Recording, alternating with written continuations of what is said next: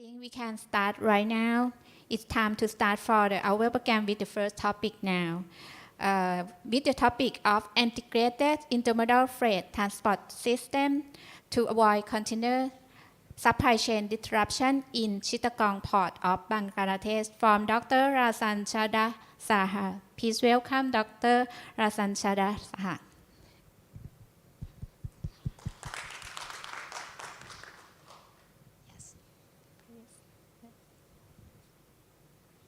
What is the slide change?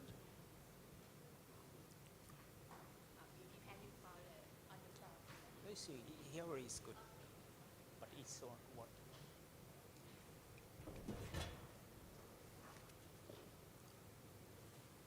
Which one for next slide? This one next slide. Yeah. Okay. Good afternoon, everybody. Hopefully you are fine. How you enjoyed the lunch? Is what okay? Okay, thank you. So my name is Dr. Rajan Chandra Saha. I am from Bangladesh, and I am going to present on behalf of our team. Our other team member is Tarabdar Mohammad Ruhul Saif. He is not here. He is in Bangladesh. He is the owner of Saif Power Tech Limited. We are the private company in Bangladesh, and we are operating Chittagong port for a long time. And we are handling more than 70% of container in every year. And we are also operating one inland container depot in Dhaka, capital city Dhaka, and riverine inland container terminal in Pangau, that is also nearby Dhaka. So almost all maximum share of Bangladesh is handling by our company. As a part of our corporate social responsibility, we engaged to the research of intermodal freight transportation system. Firstly, I would like to tell about the intermodal, that is utilization of two or more modes for origin to destination, that is called intermodal. This is our principal seaport Chittagong, and the outline of my presentation is like this, like what is the introductions, what I told, and then statement of problems, research methodology, analysis of port performance and ranking, conceptual framework, literature review, and data analysis and future directions and conclusions. Basically, this is academic research. Our organization or company, they invested here to how to improve the intermodal connectivity in Bangladesh so that this research is developed. So firstly, so an integrated intermodal transportation system is a derived demand for the country.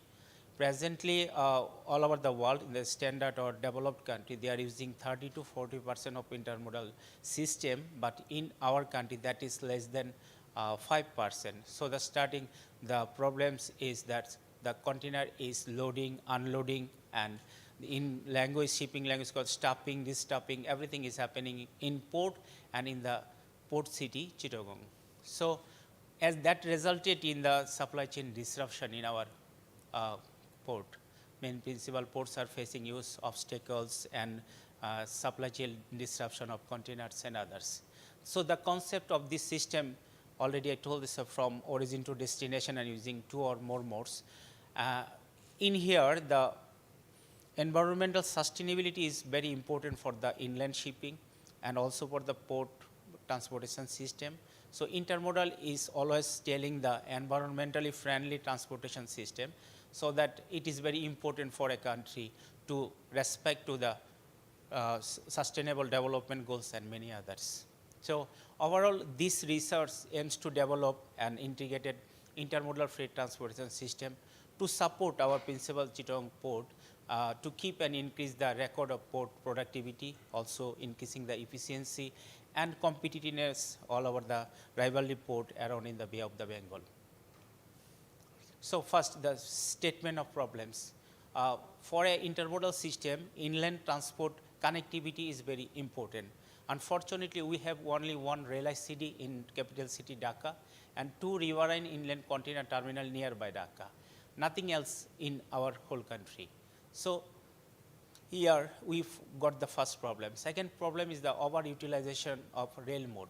The rail ICD, it has only 90,000 capacity, but it exceeded its capacity last year, 2021, which was 96,642. So it already overutilized. But same thing is not happening in the river and inland container terminal. Its capacity is 1,16,000, but only 27,596. The 1/4 is utilizing here.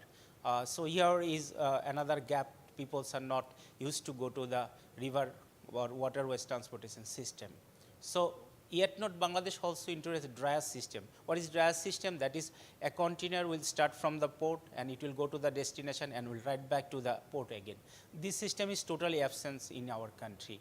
And road mode is dominated by conventional trucks and covered vans. If anybody familiar with the truck system in the developed country or Thailand, our trucks are not like this. Our trucks are maximum 16 to 18 feet longer. This is very traditional trucks and consuming high volume of diesel oil, and that's resulted in the good CO2 emissions as well as air pollution, also causing the traffic congestions and suffering the passenger transportation also. Last but not least, that is the mindset of users.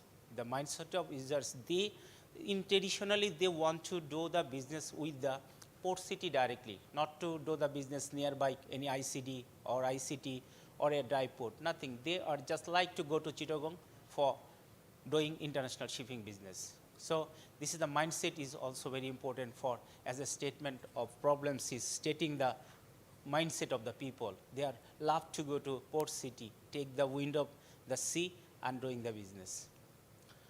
So this research applied the conceptual framework by Song for identifying the container shipping supply chain factors in the logistics perspective, how you will give the good logistics to the port user.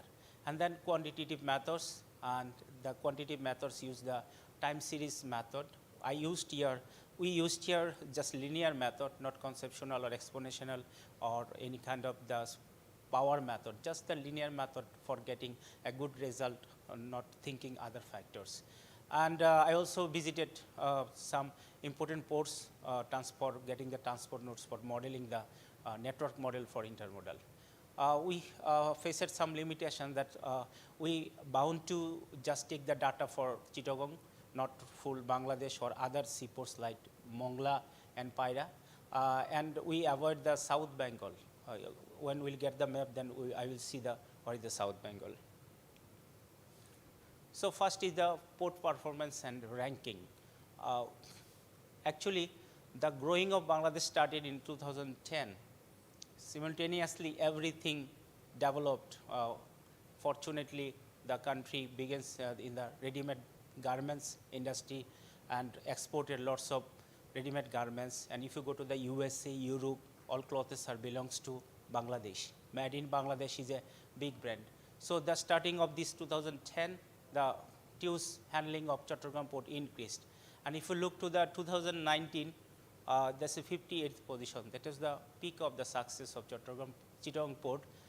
And if I tell about something regarding Chittagong port, about 92% of the total import and exports are handling in here, and 98% container carried out by this port, and only the 25% of containers goods are in containers cargo, and others are big bulk cargo. So lots of opportunity to increase the volume in container and others. As I told earlier, that is the main problem is not to use to the container shipping, just going to Chittagong port directly.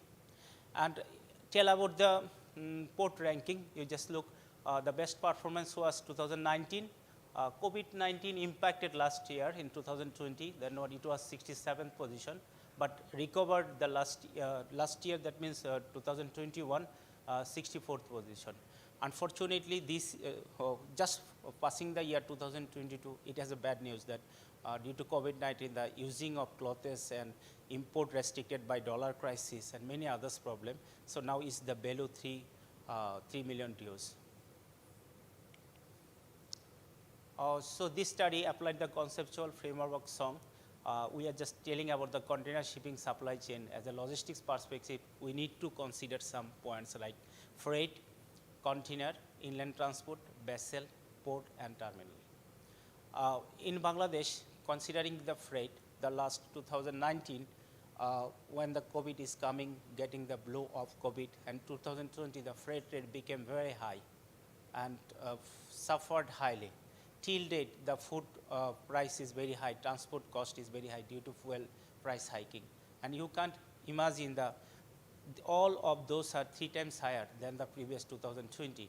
So now the peoples are facing huge problems in getting the daily stuffs, daily foods, and passing their lives very strictly. So, and the transport is a big problem over here because the fuel price 3 times higher, and the government increased the transport freight rate and also that passenger transport fare, everything. So it became a very big problem in freight and also passengers. And the containers, due to RMG or ready-made garments exports, all the good containers coming to Bangladesh, and they are shipping to especially Europe and USA.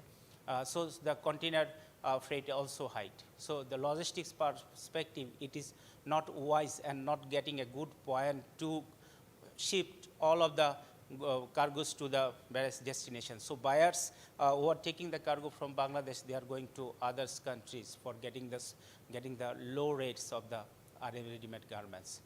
And the basic problem is the inland transport. So in here, inland transport, most of the cargoes are devening or unstuffing in Chittagong port, and export stuffings are in Chittagong, so that all inland transports are not going to the last mile delivery. And the basal turnaround time, that is also important for logistics in shipping, that is very higher. I will see the quantitative analysis. And the port terminal, only there is only Chittagong ports. Some terminals are operating by private owner and others are port authority. So there is also some gaps and some problems to accommodate more containers in the Chittagong port. That resulted in the container vessels are staying at outer side of the port limitations, and that is giving the high charter rate. So this is the literature review, what we learned here from. I'm not going to all the literature review, just 2 gaps. First one is the port and terminal development are essential, or intermodal interface must be considered. That is the modern terminals that are constructions nowadays must has the intermodal interface, rail connectivity and others. But in Chittagong, it's rare. So new port Pyra is developing. So we got the research gaps that will give a good direction to the next port authority, Pyra Port Authority, for taking this in building the intermodal interface at the rail within the port boundary or port protected area. So you need to construct the rail connectivity and have a nice system of dryas all together. And the second research gaps is the lack of comprehensive analysis and evaluation of the current practice and technologies that being used for inland freight transportation in Bangladesh, and the impact to the port performance. That is, the port is performing well, is going to the 3 million TEUs club, but there is no plan, there is no inland transport connectivity plan. So how you will minimize all of the research gaps, this is looking for the next quantitative analysis. So here is the quantitative data analysis. If you look, we did time series analysis in a linear method, and here we just look there. In 12 years ago, it was only it was only 1.34 million TEUs in 2010, and this 2021 is 3.21 million TEUs. It's near 3 times, and forecasted 7.89 million TEUs. So need to accommodate more containers, but is it possible by a port from 3.21 million TEUs to 7.89 million TEUs? It's not possible unless you have to make more terminals, unless you have to make good connectivity, just shifting the containers from port to the nearby final decision directly. And the COVID-19 impacted port performance and declined slightly in 2020, already told, but fortunately recovered 2021.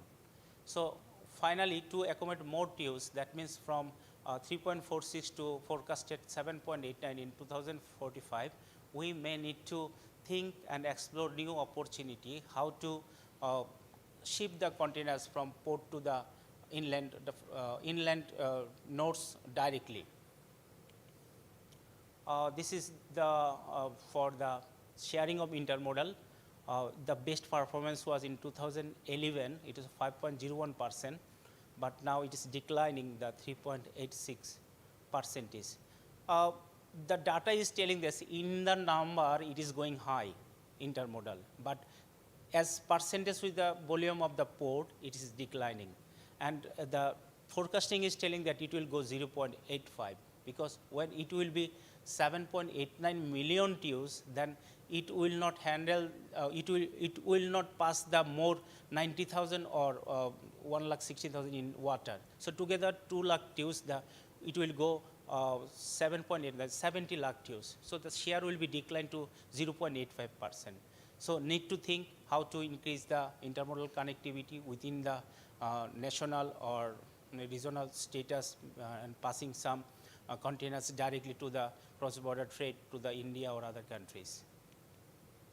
And here it is the, already I told that I will tell about the vessel turnaround time.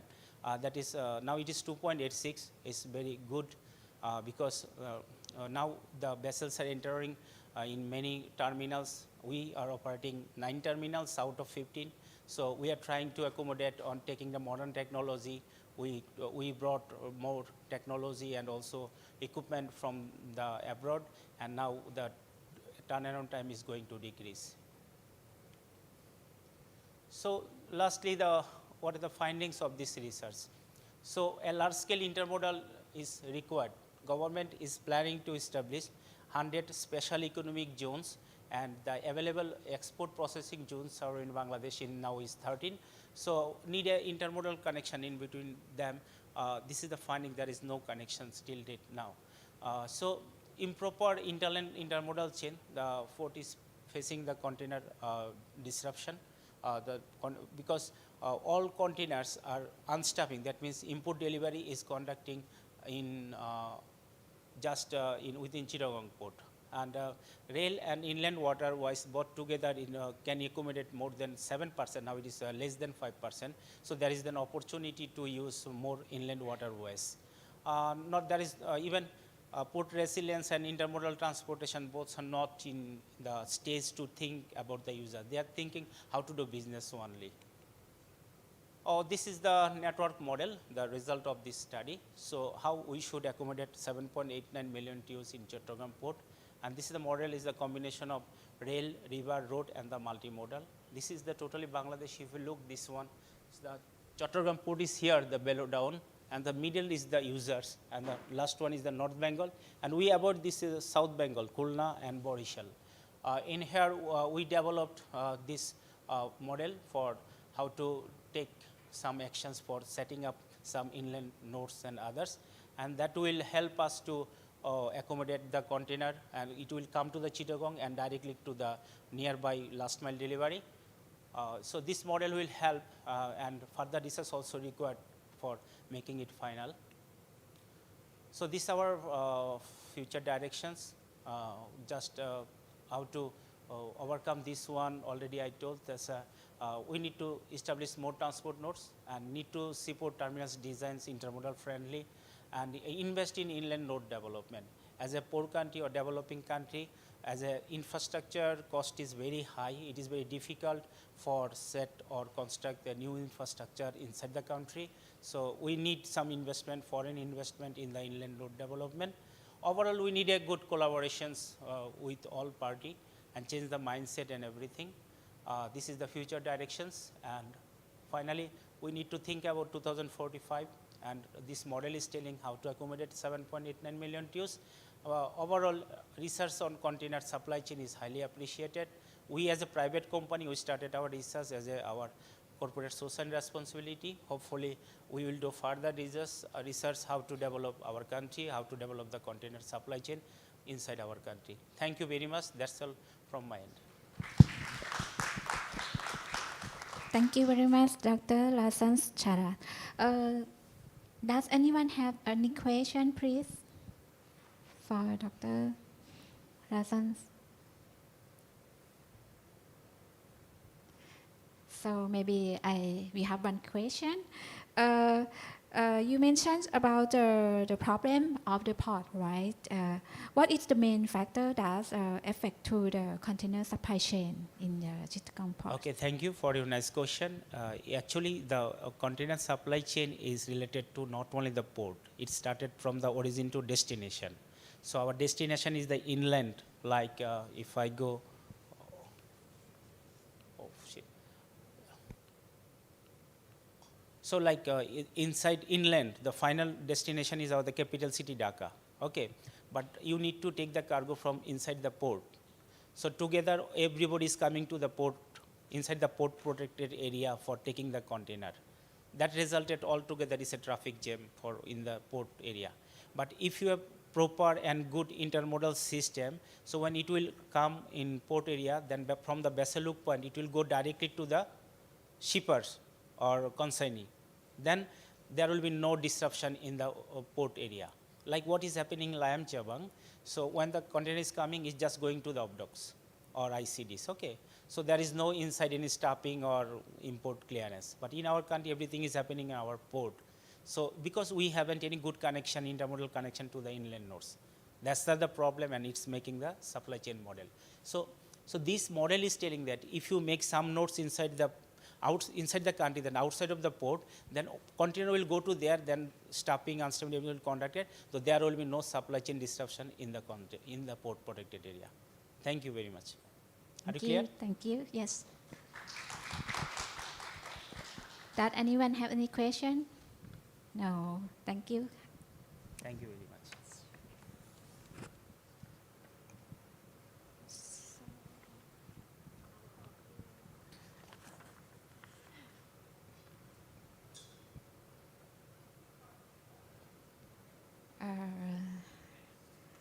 So we will have the next topic in the navigation and logistic maritime management. I'm not sure that about the semantic arrangements of navigational safety management from Professor Bosina. Does she still here already? No, I don't think so. So how about the next one? Analysis of the river cruise network in the Southeast Asia complex network approach. Okay, please welcome to Ms. Manirat Kalak.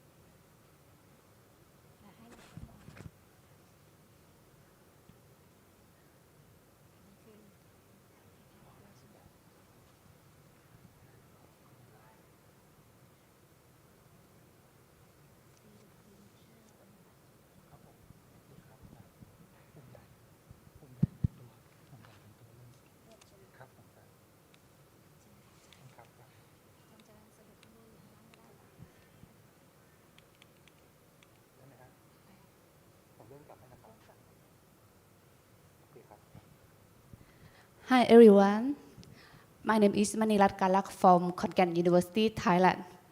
So today I'm gonna share with you my research. The topic is analysis of the river cruise network in Southeast Asia, a complex network approach.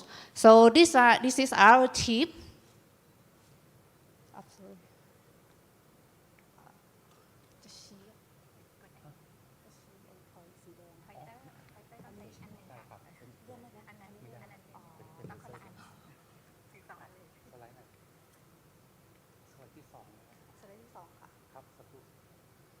Sorry. Okay. So this one we're gonna analyze the cruise network for the river cruise network. So first of all, we know that the number of global cruise shipping network rose from 17.8 million in 2009 to 29.7 million in 2019. And the number of cruise passengers increased from about 174,000 to 232,000 in 2019. And the largest market size for cruise shipping is mainly in Europe, Africa, Southeast Asia, and USA. So around 50% of the global river cruise passengers are in Europe.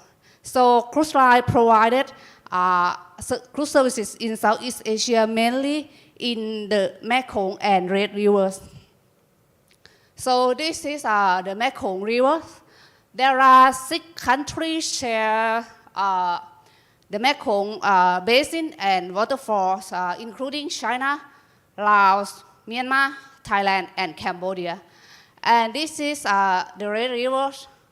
This one I show an example of cruise itinerary that service in Red River. Actually, Red River, there are 2 countries share the basins of Red River, including China and Vietnam.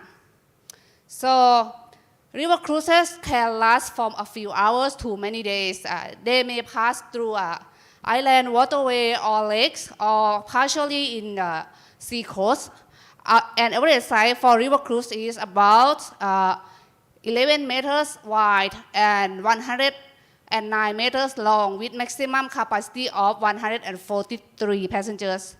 And nowadays, average age of cruise passenger is about 60s.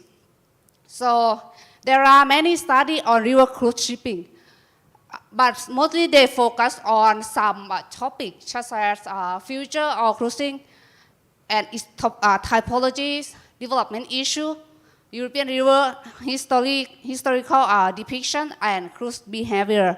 But limited research conducted and analysis of the river cruise network. So this is a gap of this study. So that's why we do an analysis of the river cruise network.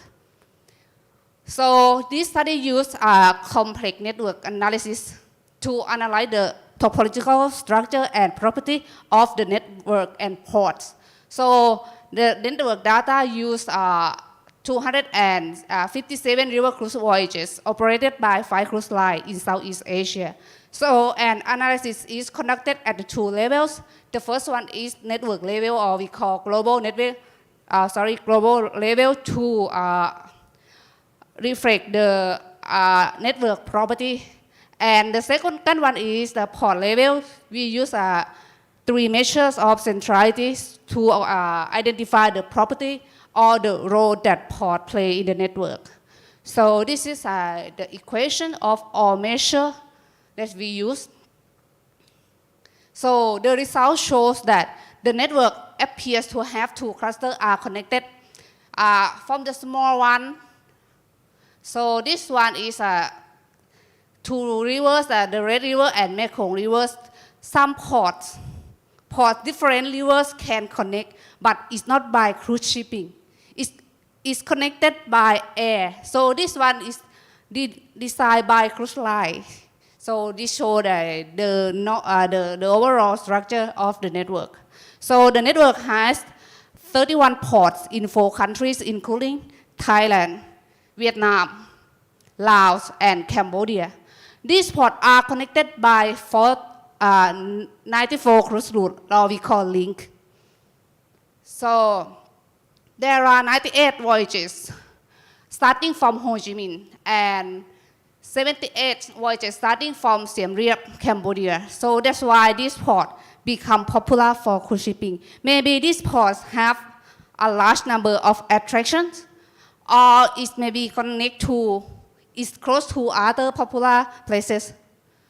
For the network structure,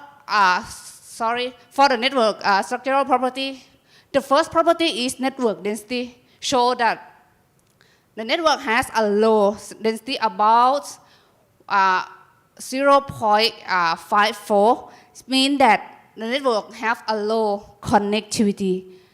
But this reflects that cruise lines are selective, setting itinerary and are efficient in service a large number of the network with small number of links. But it reflects that all ports cannot connect to each other. So that's why it's called a sparse network. Another one is average path length. This reflects the efficiency of the network. It's quite low with 2.58. This means that the network have a high efficiency because port can connect to other with a short connection step. Another one is clustering coefficient. This one reflects the intra-connectivity among ports in the network. This value is about 0.35.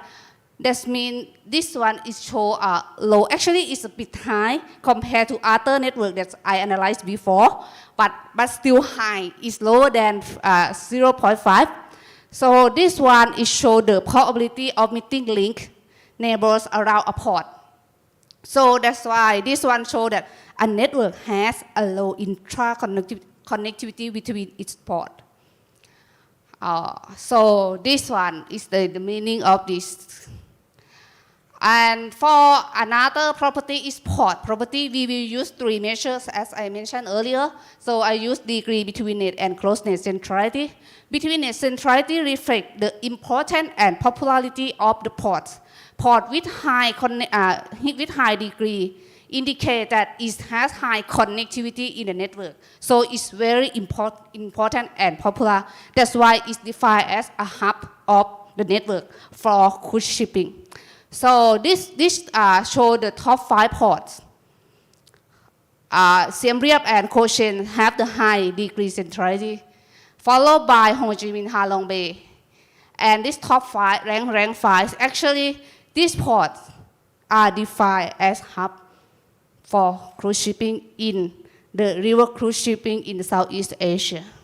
So the average degree centrality is 4.26, meaning that each port can be connected to at least 4 other ports on average. So for this one shows the popular cruise route for cruise shipping in Southeast Asia. So from Kampong Cham and Cochin have a number of sailing of 40 sailings a year. So that's why it's defined as a popular route for cruise shipping. So another one is betweenness centrality. This one shows the accessibility of a port. Port with high accessibility defined as a traditional port for cruise shipping. So this is the 5 ports with high betweenness centrality. The first one is Siem Reap. The second one is Angkor Wat, Ha Long Bay, T-Top Island, and Cochin. Therefore, these ports are transitional ports for cruise shipping. Lastly, closeness centrality is used to analyze the reachability of a port to all other ports, mean that the potential of connectivity that can connect to all other ports in the network. So actually, all ports cannot connect to other because of the geographical limitation. Because of river cannot connect to each other, right? So, but the results show that these ports have the high closeness centrality. That means it have high reachability to connect to other ports, but it's very, very low. So for this study, actually the cruise line can use dividing to design their voyages, to decide their voyages or itinerary to become attractive by connect port with a high number of attraction or high connectivity. Port authority can promote their port because some ports have low connectivity, right? So port authority can promote their connectivity by try to connect to port with high connection, or maybe port authority can provide an attractive promotion to attract more cruise line or passenger, such as create attractive activities or free of charge for landing, for example. So this is our finding. So that's all for me. Do you have any question?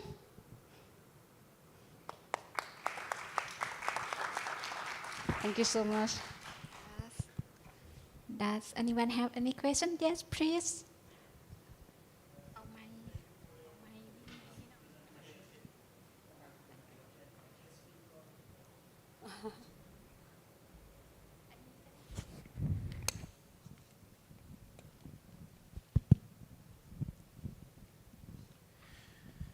Thank you for your fruitful presentation.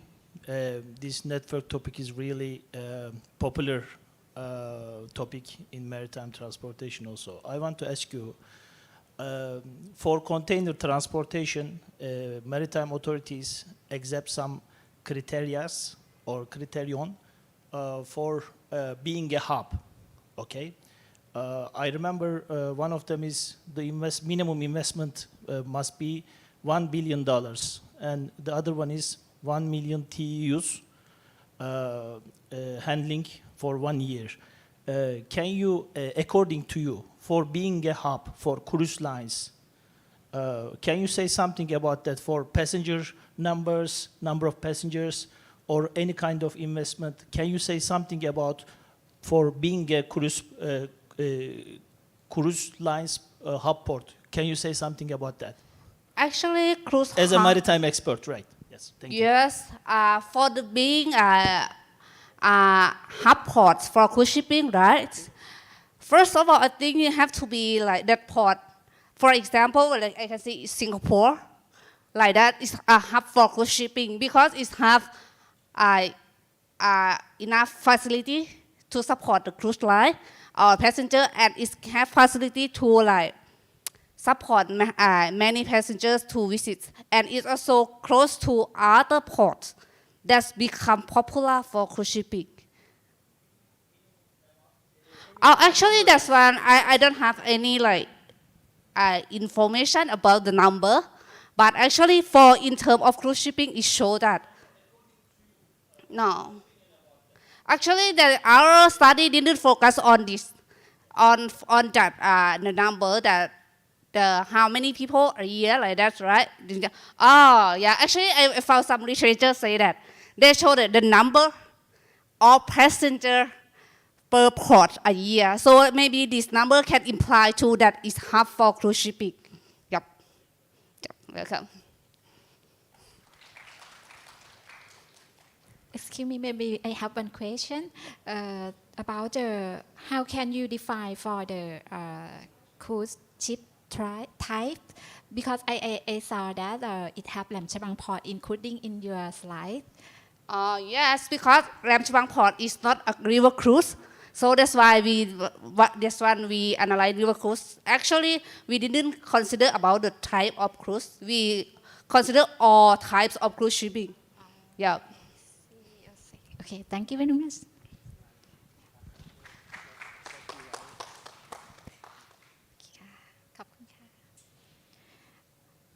Okay, so we have the next topic of the semantic arrangements of navigational safety management from Professor Bosina Dr. Please welcome Professor Bosina, please.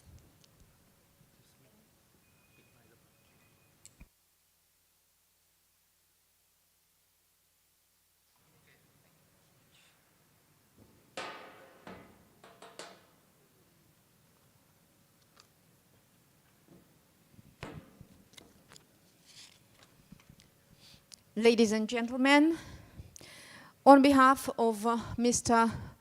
Boran Kesheshian, Sergei Myasnikov, and on my own behalf, Bozhena Dokuto, let me present you a study entitled Semantic Arrangement of Navigational Safety Management Terminology.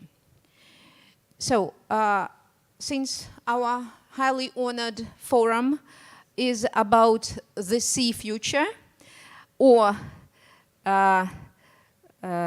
see the future. Yes, articles always matter, I should say. So we thought that it would be a good idea, it would be natural to propose for a discussion an issue relating to the process of training our future seafarers, if we speak about future. So, our future seafarers or cadets, we call them cadets, yeah? So, who are supposed to have an excellent command of maritime terms. To be more exact, our study is aimed pedagogically at developing navigational safety terminology competence with future navigators linguistically. It's aimed at grouping and systematizing navigational safety management terms subsystem of the maritime English system for teaching purposes. Moreover, this study demonstrates the possibility to entrust our cadets with the task of conducting such a research, of conducting the semantic analysis of terms of any chunk of their professional activity, not only navigators.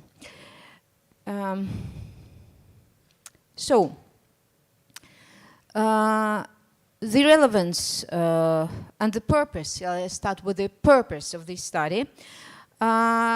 It was to work out an effective mechanism that could be used by maritime English instructors to provide deck cadets with an effective mechanism of mastering navigational safety management terminology based on the awareness of a correlation between term subjects on the one hand and concept structures on the other. So the relevance of such a characteristic of such a study is to present research which is conditioned by the need to systemize the properties, features, and characteristics of the English language terminological units of navigational safety, since terminology is a vital linguistic tool for professional communication. The lack of the systematic descriptions of such terminological units leads to a distorted or variative interpretation of some maritime terms which may cause emergencies or accidents at sea. Speaking about the navigational safety concept. Speaking about the navigational safety concept, we should stress that navigational safety is one of the 4 components of the concept of marine safety, namely technological and operational safety of ships, safety of navigation, safety of people in distress, and prevention of environmental pollution from ships. For the purpose of this study, it was necessary to use some methods, and the methodology of this research involves the method of field approach, as you can see, as well as the method of term hierarchical classification as 2 most effective ways to describe the lexical and semantic structures of specialized terminological systems. These methods are considered as tools for modeling specialized thesaurus, specialized navigational safety thesaurus. Okay, and taking into account these components, the concept of navigational safety management is considered as providing a set of requirements for the vessel, the crew, condition of operation, including requirements for the design of the vessel, and its mechanisms for fire safety, environmental safety, for the qualifications of crew members, navigational rules, and so on and so forth, and also activities aimed at verifying their compliance. As a generalization, it should be noted that the definition of the concept of safety is based on the concept or on the opposition with the concept of danger or hazard or risk. Different terms are possible here. So, life safety as a field of knowledge can be structured in a system of interrelated concepts like sources of danger and the consequences of hazard fulfillment, just like emergencies, damage, the subject of safety and the object of safety. So the terminology of navigational safety is determined by the structure of this area of knowledge, since the terminological aspects of this area are associated with the dichotomy of the danger safety concepts as well as the definition of the subject and the object of the navigational safety, including methods of its provision. So, the formation, development, and functioning of the navigational safety terminology is determined by the stages of formation and development of the professional maritime activity itself. Its complex nature is reflected in the hierarchical structure of its terminological system. So, in the practical part of this study, the corpus of navigational safety management terms, they were selected from the text safety management system of GSC, SCF, or SOFCOM float, and SCF safety management system documents. These terms selected from these documents underwent semantic and structural analysis, and the terminological status of these fixed units was also checked and determined on the basis of comparison with lexicographical sources, special maritime dictionaries. So, in addition, the selected units were compared with the terms fixed in the International Safety Code for oil tankers and terminals.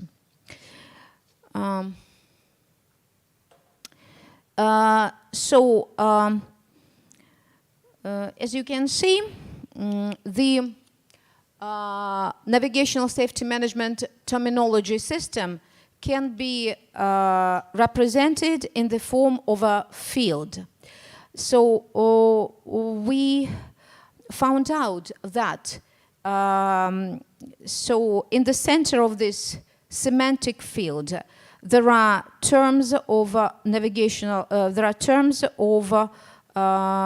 maritime safety, danger, concepts of emergency situations at sea, and concepts of ensuring navigational safety. On the near periphery of this field, as you can see, there are terms related to the concepts of ensuring navigational cargo operations at sea and inspections. And on the far periphery, you can see it on the far periphery, there are elements of the term systems of the relating sciences like hydrometeorology, astronomy, engineering, which are related, of course, to the concept of navigational safety and its management, which involves, of course, the work of professional navigators. The subject word of navigational safety management is specific as the conditions of communication and the corresponding activities. As the analysis conducted in this study has shown, these specificities are represented in the semantic organization of the terminological system of navigational safety management. If regarded as a terminological field, this terminological system has three nuclei that correlate with three core topic groups, like maritime hazards or safety opposition, ensuring navigational safety, and maritime emergencies. The possibility of identifying topic groups in the terminological system is conditioned by the fact that the topic group regarded as a tool allows observation of how the material world is dementalized in term systems. The terms align with the conceptual apparatus of the corresponding branch of knowledge. Elements of the conceptual apparatus are always in relationships of interdependence. So, as the present study has shown, the topic classification of the units of the navigational safety management system is a hierarchical system. The hierarchical system of the field type. So you can see that the central place in this hierarchy is occupied by the hypernym navigational safety. So it's a linguistic term, hypernym, but still it is corresponds to the object of this kind of navigator's activities. So at the second level, as you can see, the analyzed terminological system consists of three co-hypernames, is another linguistic term, co-hypernames corresponding with the three nuclear concepts of navigational safety, like ensuring safety of navigation, navigation hazards, and you can see emergencies. So all safety management, navigational management terms are united by the concept of navigational safety. You can also see here the third level of this terminological system, but I should say that there are also two more levels if we would like to show it in the form of a hierarchy. So,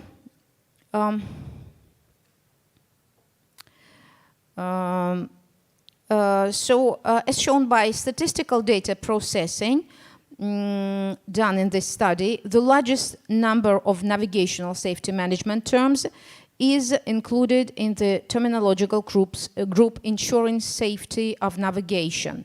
The terms of the terminological group navigational hazards made up only 10% of the selection analysis.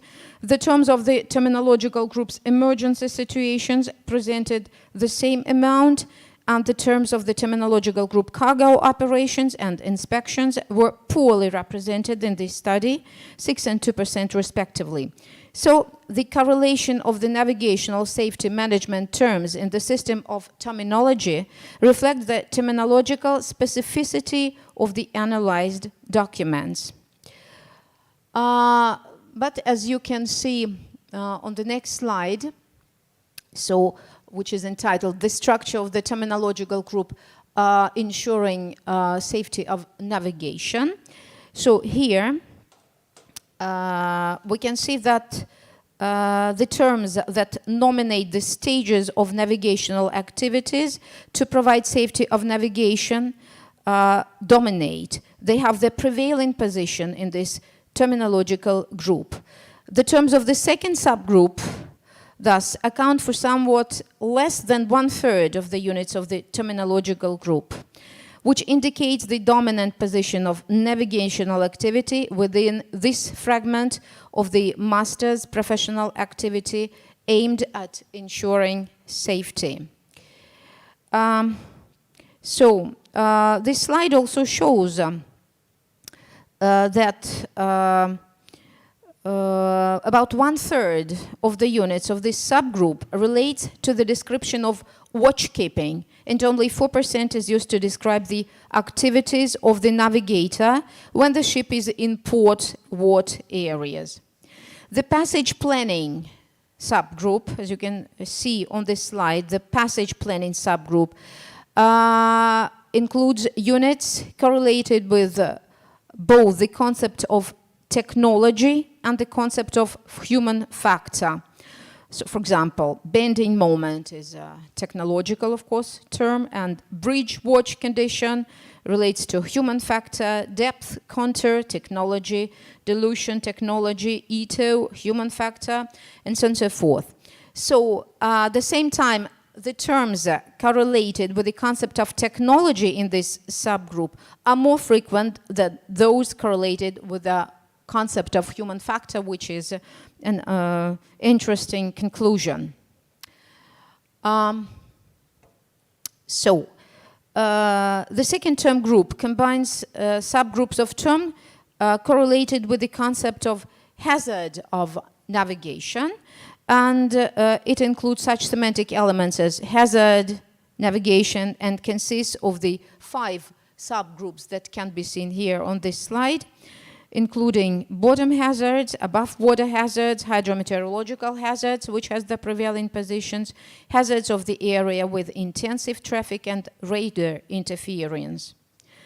So, as shown by the statistical data processing, most of the hazards mentioned in the analyzed documents belong to the category of hydrometeorological sphere, which includes the importance of studying hydrometeorological concepts by cadets. Quite often in this term group, there also occur terms that nominate surface hazards, 32%. Terms of seabed hazards occur about twice as rarely in this group, and the hazards associated with navigational process in areas of intensive traffic and radar interference are represented by the least amount of term units. So, the term group emergency situations is represented in the same volume as the group navigational hazards, and this ratio seems natural to us since the concept of emergency is a consequence of the danger actualization.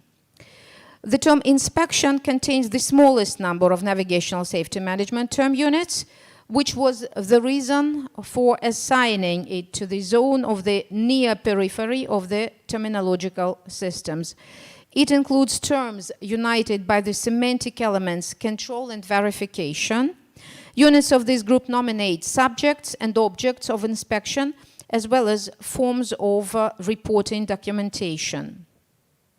So, as I have already noted before, the term groups cargo operations and inspections are located on the near periphery of the navigational safety management terminology.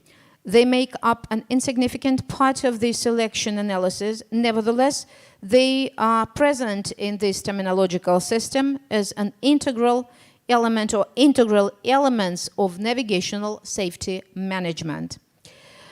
So,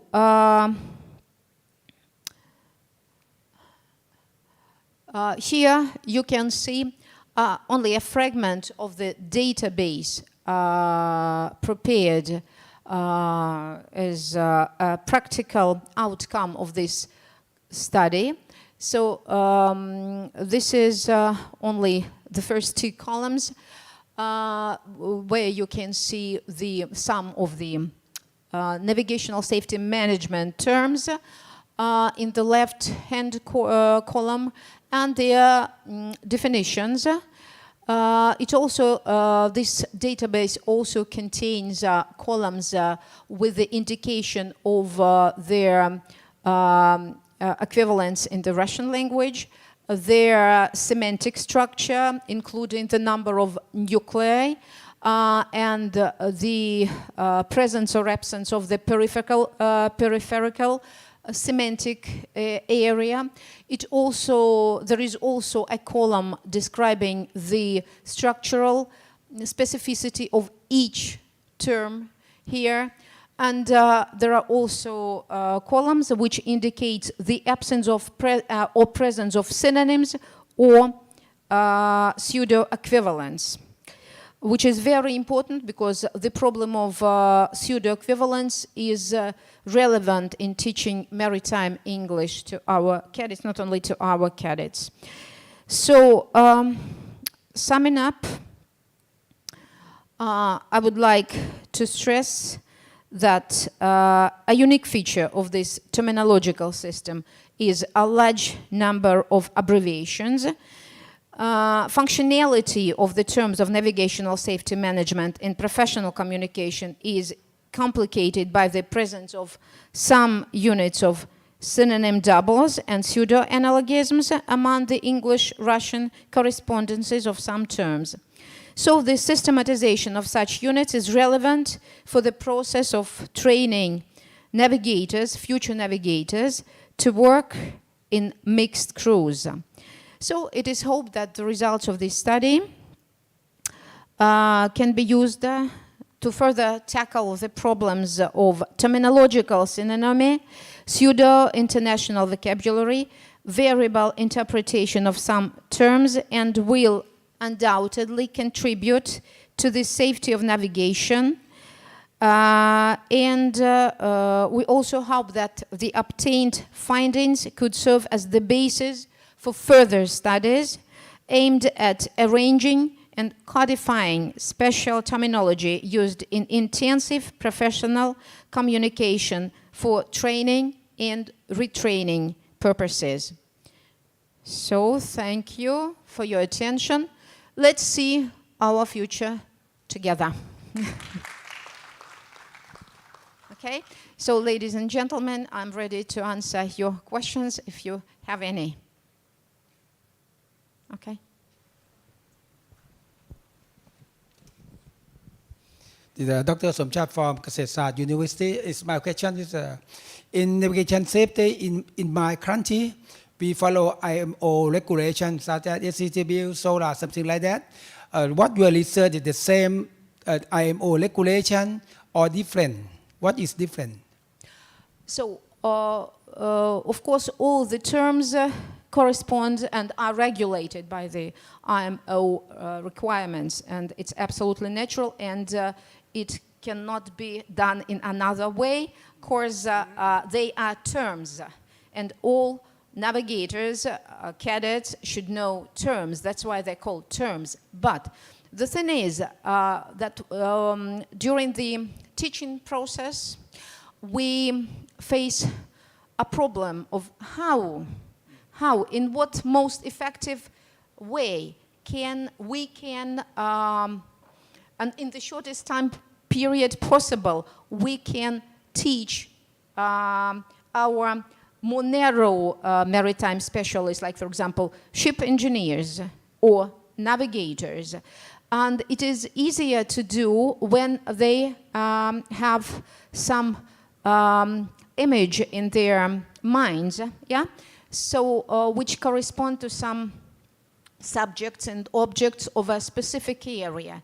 So that's why we have chosen this narrow area, like navigational safety management, you see, which means that we have selected only those terms that are involved in professional communication at sea when navigators fulfill the task of ensuring safety.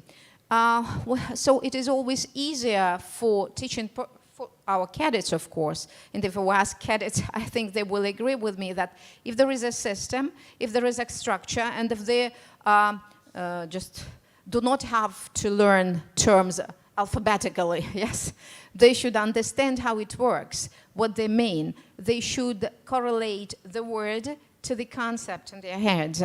And we have tried to organize such a system which is not described, which is not given in this way, in this form, in this structure, in any other sources. That is that, but the terms are the same, of course. We have not invented any new terms. Thank you very much. Thank you for the question.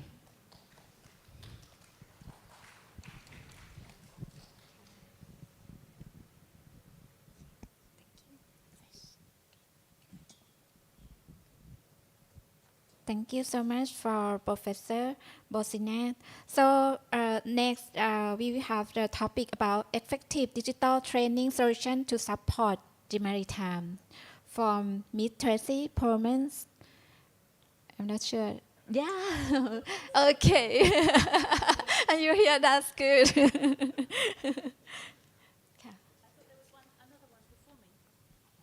Has it changed? Yeah, it's changed Ah, because okay. we had disappeared some. Okay, no problem. speaker. The Did you want some? yeah, the that's the one. Yeah. Okay, good. Right. A little earlier than I thought. Huh? We gave it to you this morning.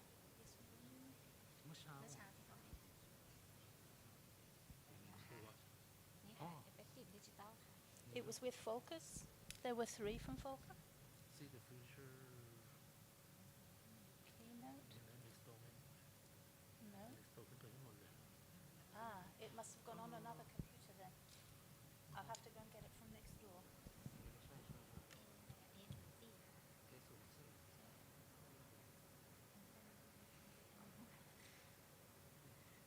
You don't have it on this computer?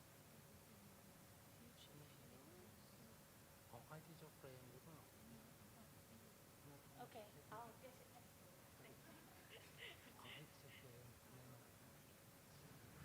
So sorry, maybe we can wait for a few minutes for file to ready.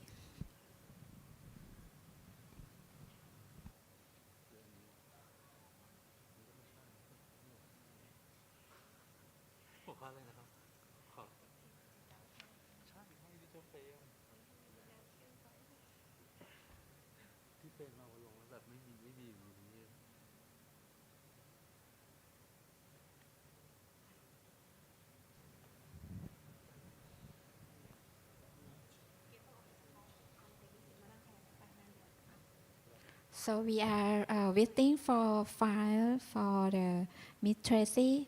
So I would like to give you a next presentation. For this section should be about the short-term impact of Sea Scout accidents from Dr. Firas. I'm not sure that he is here or not. No. Okay, because many speakers have absence, so I have to asking for the speaker to come more earlier. So maybe if Dr. Firas is not here, so the next one should be the promotional measure for the Thai merchant fleet. Dr. Somchat, next for you. So waiting for Dr. Peace after this one. Yes.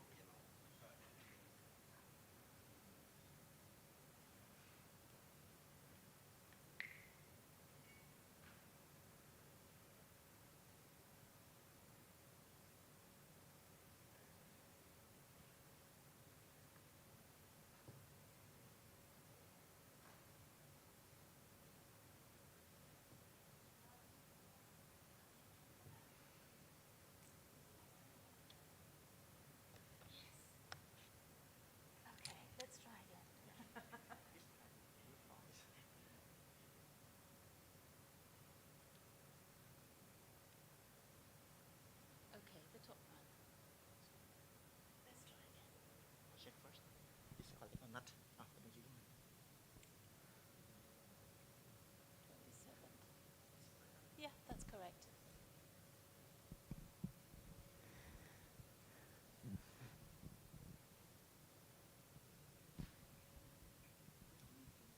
This is on, is it? Yes, that's right. Okay.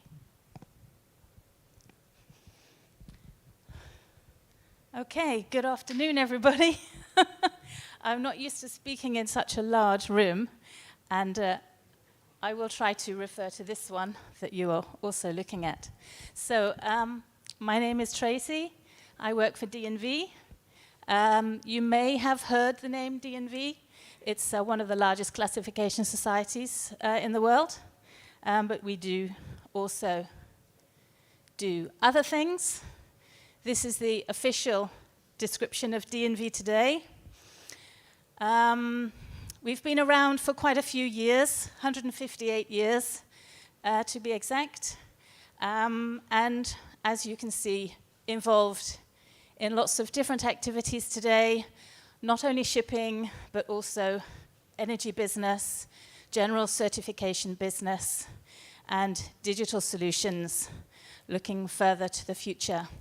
But my involvement is with the classic part of DNV, the shipping part, which is what is most interesting for you. So DNV is divided into 5 business areas, and I work for DNV Maritime. Here is a quick summary of what we are involved in, the classic classification business. And my very small part of this world is learning. So, what is the approach to learning in DNV? I work for a department called Maritime Competence and Learning, which means basically how do we handle the training of our colleagues within the maritime branch. We have adopted an approach called the 70-20-10 approach, which, if any of you are working in learning and development, you may have heard of this approach. It basically means people do most of their learning in a professional context while they are working on their job. While they are working every day, they are constantly learning. 20% of the learning that happens is with more specific tasks decided in line with their line manager according to their personal development program. And only 10% is through formal learning, what the majority of people consider to be the classroom, the teaching, the theory. So this is only 10% of the learning that happens in a professional context. And this is the very small part where my department is involved. So through this approach, how are we dealing with this 10% of the learning? Quick overview of how we're going to deal with this, looking at disruption as a chance. We've all had to deal with this over the past 3 years, and I'm pretty sure that some of what I'm going to say has also been your evolution within your businesses as well. One day long ago, our internal training looked like this. Probably in your situation, it looked very similar. A basic classroom with a live trainer, teacher, perhaps traveling to different locations around the world, sitting with real people in a real classroom and dispensing the classic training. Then, we all know what happened 3 years ago, and we had to adapt very, very quickly to the new situation where we couldn't travel, whether for training or other purposes. We were not allowed to meet people. We had to wear masks. So this made training very, very complicated. But fortunately, within DNV, and I hope also within your situations, you were able to adapt fairly quickly thanks to technology. Digitalization had already started several years before within DNV, so we had lots of systems in place which allowed us to evolve more rapidly than we had intended towards a digital version of training. Quick fixes were needed in very early 2020, and now we are we have decided we quite like some of these changes. So we are not going to go back to how we did training before. So we've decided to take this situation as more of an opportunity than a problem, taking a positive approach. A quick question to the audience here. How many of you had to switch very quickly, like we did, from doing classroom face-to-face training to online training, virtual classrooms, digital training, e-learning? Yes, the hands, everybody involved in training had to go down this new road. So you understand very well what I'm talking about. So at DNV, we took the chance, and we are still taking the chance to evolve and redesigning, modernizing, updating our training courses. This allows more agility, more flexibility, and what our management also likes, it's a lot more cost-effective. A new message, relatively new message coming from the top of the organization, is sustainability. Thinking about the future of the planet. How can we contribute to this? Our carbon footprint, etc. You recognize the young lady here. She has also supported the evolution in this trend. So for various reasons, digital was pushed to the forefront by COVID-19, but it is here to stay. So sustainability, as we've been hearing in many other presentations, is also at the forefront of our preoccupations, also in the training world. So how have things changed? How are we going to move things forward? High expectations, of course, from various parts of the organization. From our management side, they are anticipating that training costs will continue to reduce because there will be a lot less travel, a lot less airplane fees, hotel fees, etc.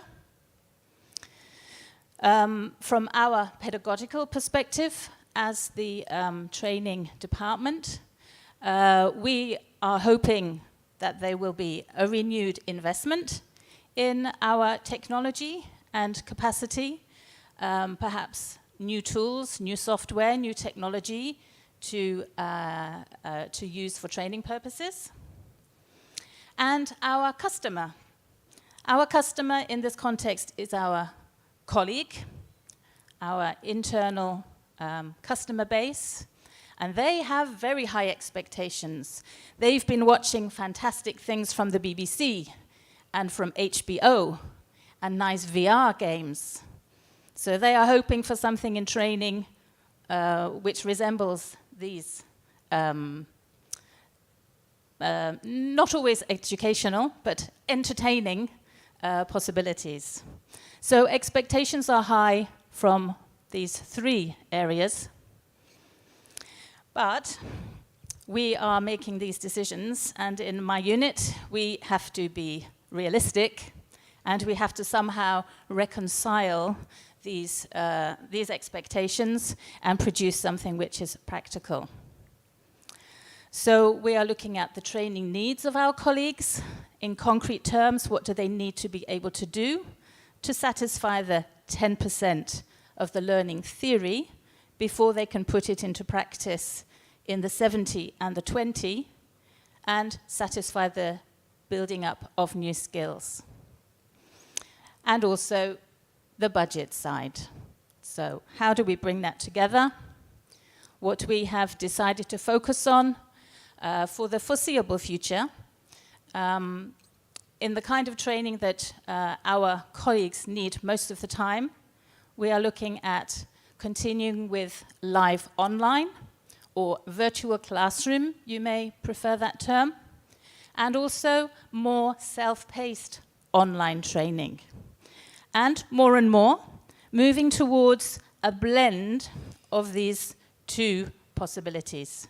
So a training course in future will not only be live online or only be e-learning, self-paced, but a combination of the two. And we think this is a nice compromise, and we're getting some very nice feedback from our users, from our customers.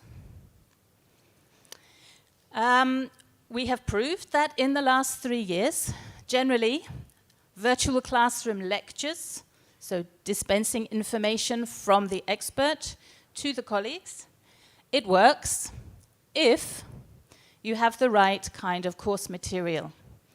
So we have spent a lot of time updating slides, making the pictures, using more images, using less text, and making it more interactive. The tools are out there. I won't go into those in details. I'm sure you've discovered them for yourselves. But the opportunity for the participants to interact with the trainer, making it as lively as possible with the use of polls, with the use of the chat function, with all the emoticons, etc. This enables the individuals, even if they are all sitting separately around the world, or even within the same country, to feel they are sitting together in the classroom. So huge progress has been made in this field. Within the company, we have chosen to use Microsoft Teams to do our training. We were not too happy with it at the beginning, but it has evolved and made great steps forward in the last 3 years. There was a lot of competition out there from other software providers, and it has evolved in the right way, I'm happy to say, and now most things are possible through this medium. But of course, as you probably also discovered, live online has many challenges. Our trainers, in most cases, are our colleagues. They are not professional trainers, they are not professional speakers. They are dispensing the knowledge that they have acquired in the field, and they are coming from very different backgrounds, from different countries with different accents. So this is one challenge. We also have technological challenges. When everybody has the webcam on, sometimes you have a bandwidth issue, and you have to switch your webcam off, or you have to reconnect. These are real challenges that I'm sure you have also experienced. And we call it the Charisma Challenge, again, working with non-professional trainers, but experts. They have needed support from our department to prepare the materials and to deliver in an interactive manner. So, interspersing the live classrooms with self-paced web modules has made the courses much more flexible and allowed the learners to focus where they see the need. So skipping over topics where they feel more comfortable and spending more time in areas where they need to spend the time, and then coming back to the classroom where they can ask questions to the trainers to get the confirmation that they need in the live virtual space where they can get their questions answered. Some more examples. The two big topics where we have evolved this approach, one for understanding digital transformation, digitalization in the maritime industry. There was a large demand within DNV for the general population of understanding what do we actually mean by this terminology. So for this course, we now have 4 virtual classroom modules, and 4 associated e-learnings, and a couple of libraries of additional reading resources in the form of PDFs that they can download, and video libraries of assorted experts on more niche topics which may not be of interest for all the participants. Here you can see some examples. For those of you who are interested, we have chosen to use the tool from Articulate called RISE, which has allowed us to develop web courses that look very professional in a very short space of time. The other big topic is decarbonizing, and we have done something very similar on this base, adopting the same approach, a 2-day training course generally cut into 4 half days with 50% live virtual classroom and 50% self-study online web modules. This is what it looks like from the web course with reading and separate modules, and the video on demand, so like downloadable video lectures from other experts, internal and external. And a small conclusion, within DNV we do surveys regularly from our colleagues in people development, and this was one of the questions last year: how do you prefer to learn? And we were quite gratified by the results. 75% of respondents said they prefer to learn now by self-study. This was a surprise. And 89% said they prefer to learn at their own pace. So the people, at least, who responded to our survey are in line with our new approach to training. However, this does not satisfy everybody. If we take a look at this final closing comment from my side, some people are still looking forward to the day when they will return to the real classroom, where they feel they have more opportunity for informal knowledge sharing, which is a large part of learning as well. But this is not what the 10% that we are responsible for in our learning programs. So the future is probably going to continue to be a mix. The younger generations, we feel, are happy to do more virtual and e-learning, and the older generations are still wanting to go back to the old style with more informal learning face-to-face in the classroom. Time will tell how things will continue to evolve, but we're getting somewhere. Thank you very much. Does anybody have any questions? Yes, sir. So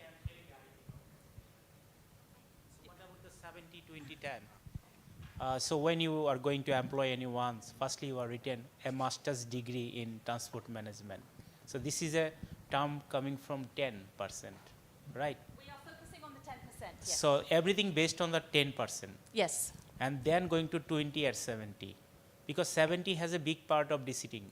Yes, the 70 is in the control of their regular work, so in the control of their own line managers, who together in annual meetings with each member of staff, the line manager discusses with the employee to say, how would you like to evolve? And it's through the tasks which are given to the individual, that is where most of the learning will happen, on-the-job training. So there is a big problem for learning. Like if you don't like to learn, then it is not possible to get 70% from the job. And even if you, the employer push to the employee that you need to learn 70%. So I think I have a big debate on 10, 20, 70, number one. Okay. Number two is the online classroom. Your last slide, that was really excellent. Actually, the COVID time that learned us how to take the lessons from online. But at that time we are actually kept at house, so bounded to take it seriously. But when the work is coming into now is normal environment. Like I'm doing online course at my office. So my supervisor, they are coming to taking the signature. So I just looking, but signature is carry on. So it is very difficult to learn online during normal time.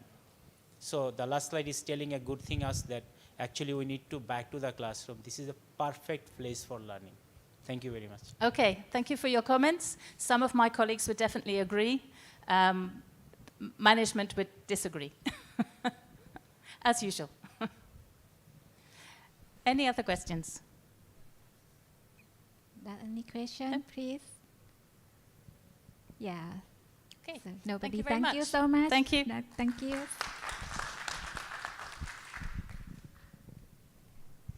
Okay, so for the next speaker, may I ask for the topic of the redesign canvas, conventional logistic into halal logistic business model canvas from Dr. Marsha, please. Please welcome Dr. Marsha. Yes. ยัง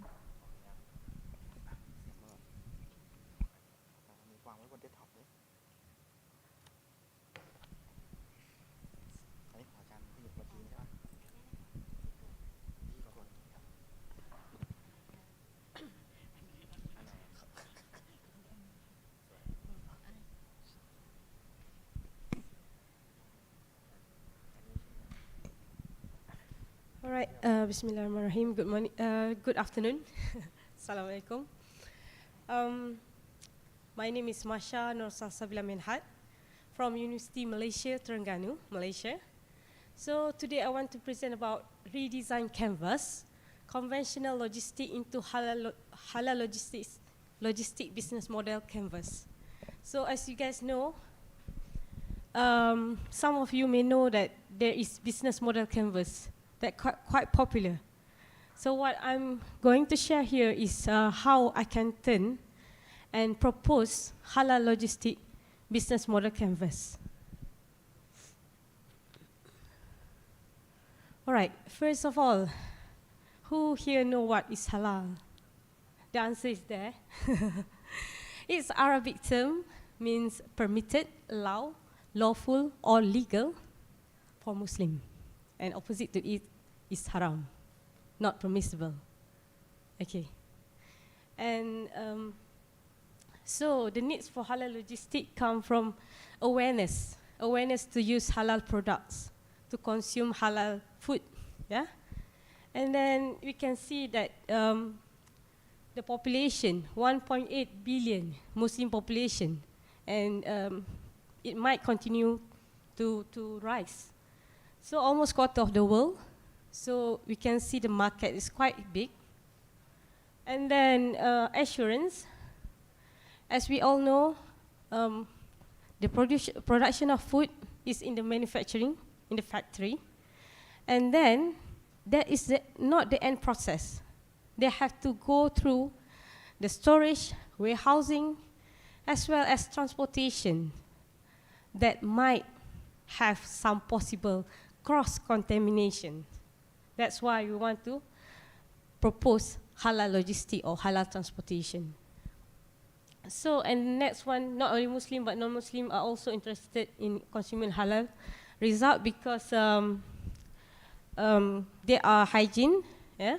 Because the practice itself, meaning that you have to wash, you have to clean the transport to make sure that there is no possible cross-contamination. So this is halal development proposed by Professor Tiemann from Netherlands.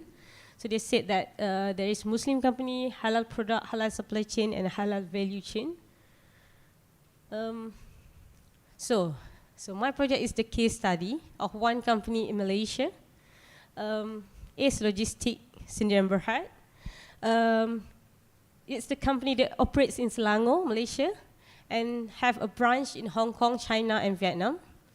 And they are mostly focused in China, the biggest market. And then they offer a variety of services such as air and sea freight, land transportation, and warehousing.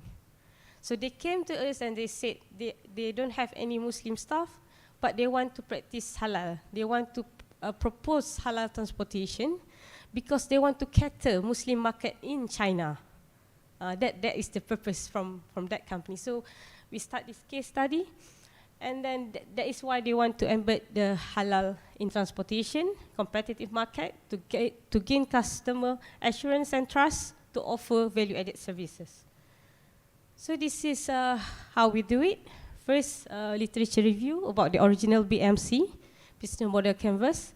Focus group discussion with all the management level in that company to see what are their operation at the moment and where we can improve their operation to make it conform to halal requirement. And then we have to refer to JAKIM guidelines. In Malaysia, we call Islamic Department. In Malaysia, we call it JAKIM. So maybe in Thailand and other countries, they have their own department. So we have to follow that standard. And then we come up with HLBMC. All right.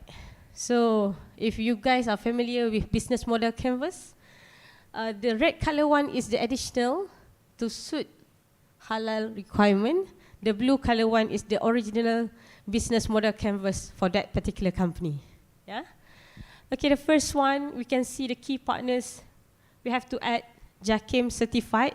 Like I mentioned previously, JAKIM is the Islamic department in Malaysia.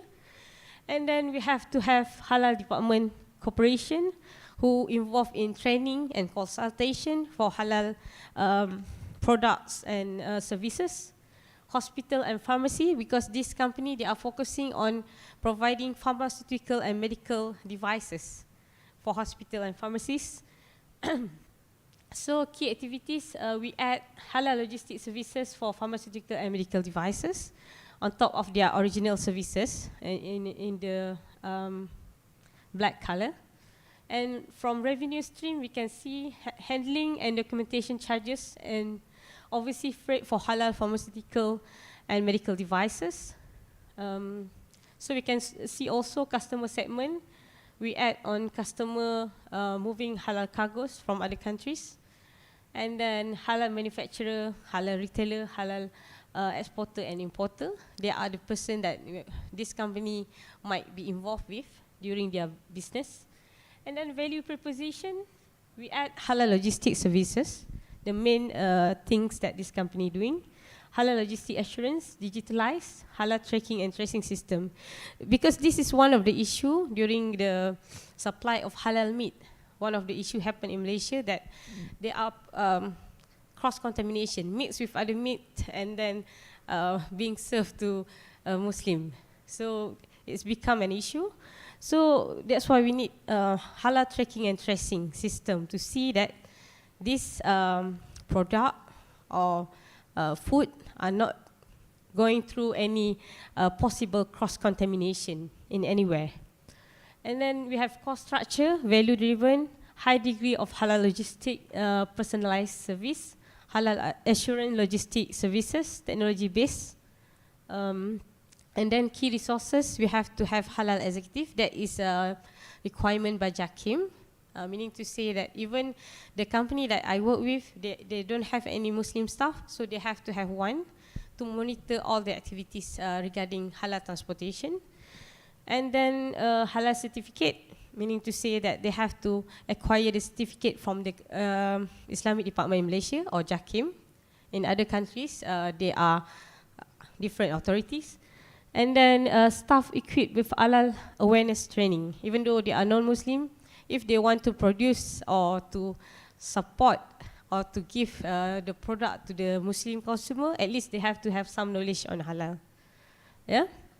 It's quite interesting that I came to know that Thailand was ranked second as the Muslim-friendly country. Meaning to say it's easy to find halal food and it's easy to find place to pray. Second place, the first one, if I'm not mistaken, is Singapore. Second place is Thailand. The third one is Japan. But you have to not include OIC countries. If you include OIC countries, it's not fair anymore. Okay? So that excluded OIC countries. The first one is Singapore, the second one is Thailand, together with UK, and the third one is Japan. All right, let's move. Okay, this is the details of that business model canvas. We can see, I have mentioned earlier, key partners, JAKIM and Halal Development Corporation, plays a crucial role to ensure that this company is implementing the halal logistics as per requirement. They are the authority body. Okay, the second one, key activities needed to focus more on delivering halal value, as the process in applying certificate for halal logistics was not an easy process. And then revenue stream, gain revenue from offering new halal logistics services with better assurance, performance and saving while maintaining its economic and social values. Customer segment, the character of a customer is defined by their social setting, demographic, and geography, which enables the creation of consumer profile that can be utilized by the firm. Of course, in one country, we can see that where is the Muslim population concentrated, so they can focus on that particular geographical location. And then value proposition, concentrate more on halal adherence, important as it indicates that the goods that being transported is preserving the halal integrity. And then we have cost structure here, focused entirely on value-driven side that aims to provide high degree of personalized halal logistics service. Excuse me. Key resources, we have intangible resources, which is halal executive, meaning halal expert in logistics. And also we have a halal assurance system and Malaysian standard for halal. In terms of customer relation, we have the development of halal logistics services occurs more robustly and trustworthy via activities like conference, which are centered on communities. So there are like halal mihas conference to give people some ideas about this halal transportation. So the conclusion is HLBMC aims to assist entrepreneur owners of halal logistic companies to develop halal logistic services that are sustainable. The gap in the existing work is bridged by the HLBMC in regards to the requirement for entrepreneur targeted to focus on halal logistic, meaning to say that you just bring another element to make the services is halal, meet the halal requirement. And then HLBMC presents the entrepreneur with a visual tool to use strategically and entrepreneurially, and it is tailored to the function of their specialized service so that they would be able to examine the element interactively in a way that is convenient for themselves and their company. That's all from me. Thank you.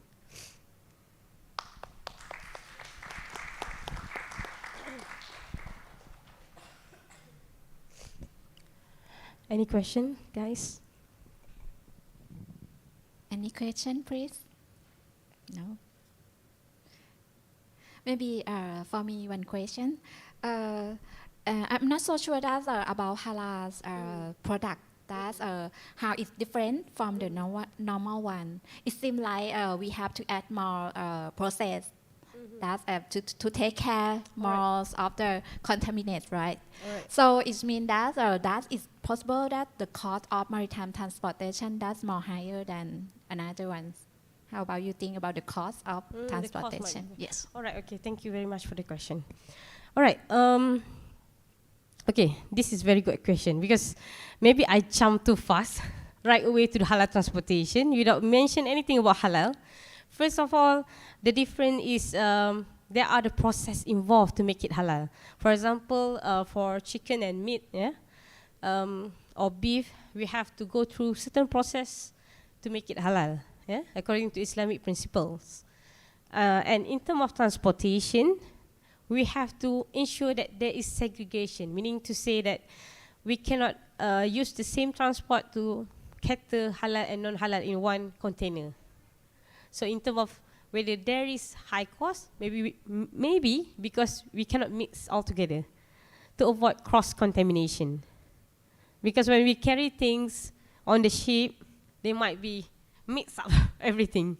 So to avoid cross-contamination, you just have to segregate that. And to make sure that the container is clean before it's being used. That's all. Thank you. Very much. Yes. Okay, thank you so much. Ka. So I think we will have a time for a short break for at 2 o'clock. So and please be ready and come back before 3:20 so we can have a next speaker here. Thank you. See you. Enjoy your break.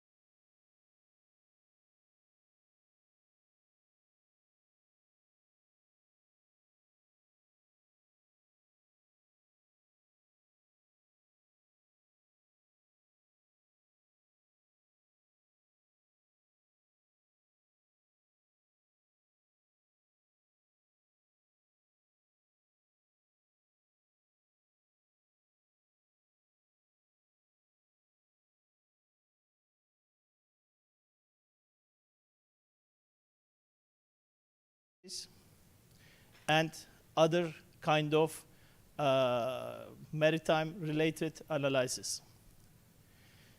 This XYZT.ai website, cloud-based GIS system, was created by Lidl Jolie and Bert Adams. If you will look from the internet, you can see that you can not just see the location of the ship, you can also the change of the location on the basis of time of the ship. So they gave me a permission to make an analysis on this web cloud-based system. And they are working with the collaboration. They are working collaboratively with Spire Maritime, and they are supplying vessel location data to this kind of spatio-temporal analysis aims. I choose Duqm areas. I choose the Sea Scott accident in Duqm area in Oman, because now I am a professor in Oman. I choose this location to make some analysis. If we briefly mention about AIs, it's a system that transmits the position of the ship. This is the most important point, this one. The data and the methods used in the studies, Spire Maritime's ship movement data between the 5th of March 2021 and the 25th of March 2021. And this period, the Sea Scott accident occurred in 18th of March 2021. This is an artificial intelligence-based platform, as I said you before, for GIS usage. I took 3 weeks data from Spire Maritime to make analysis on XYZT.ai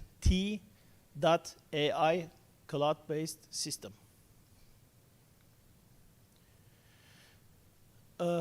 In the analysis, the XYZT.ai software was run by showing the constraints in 3 stages.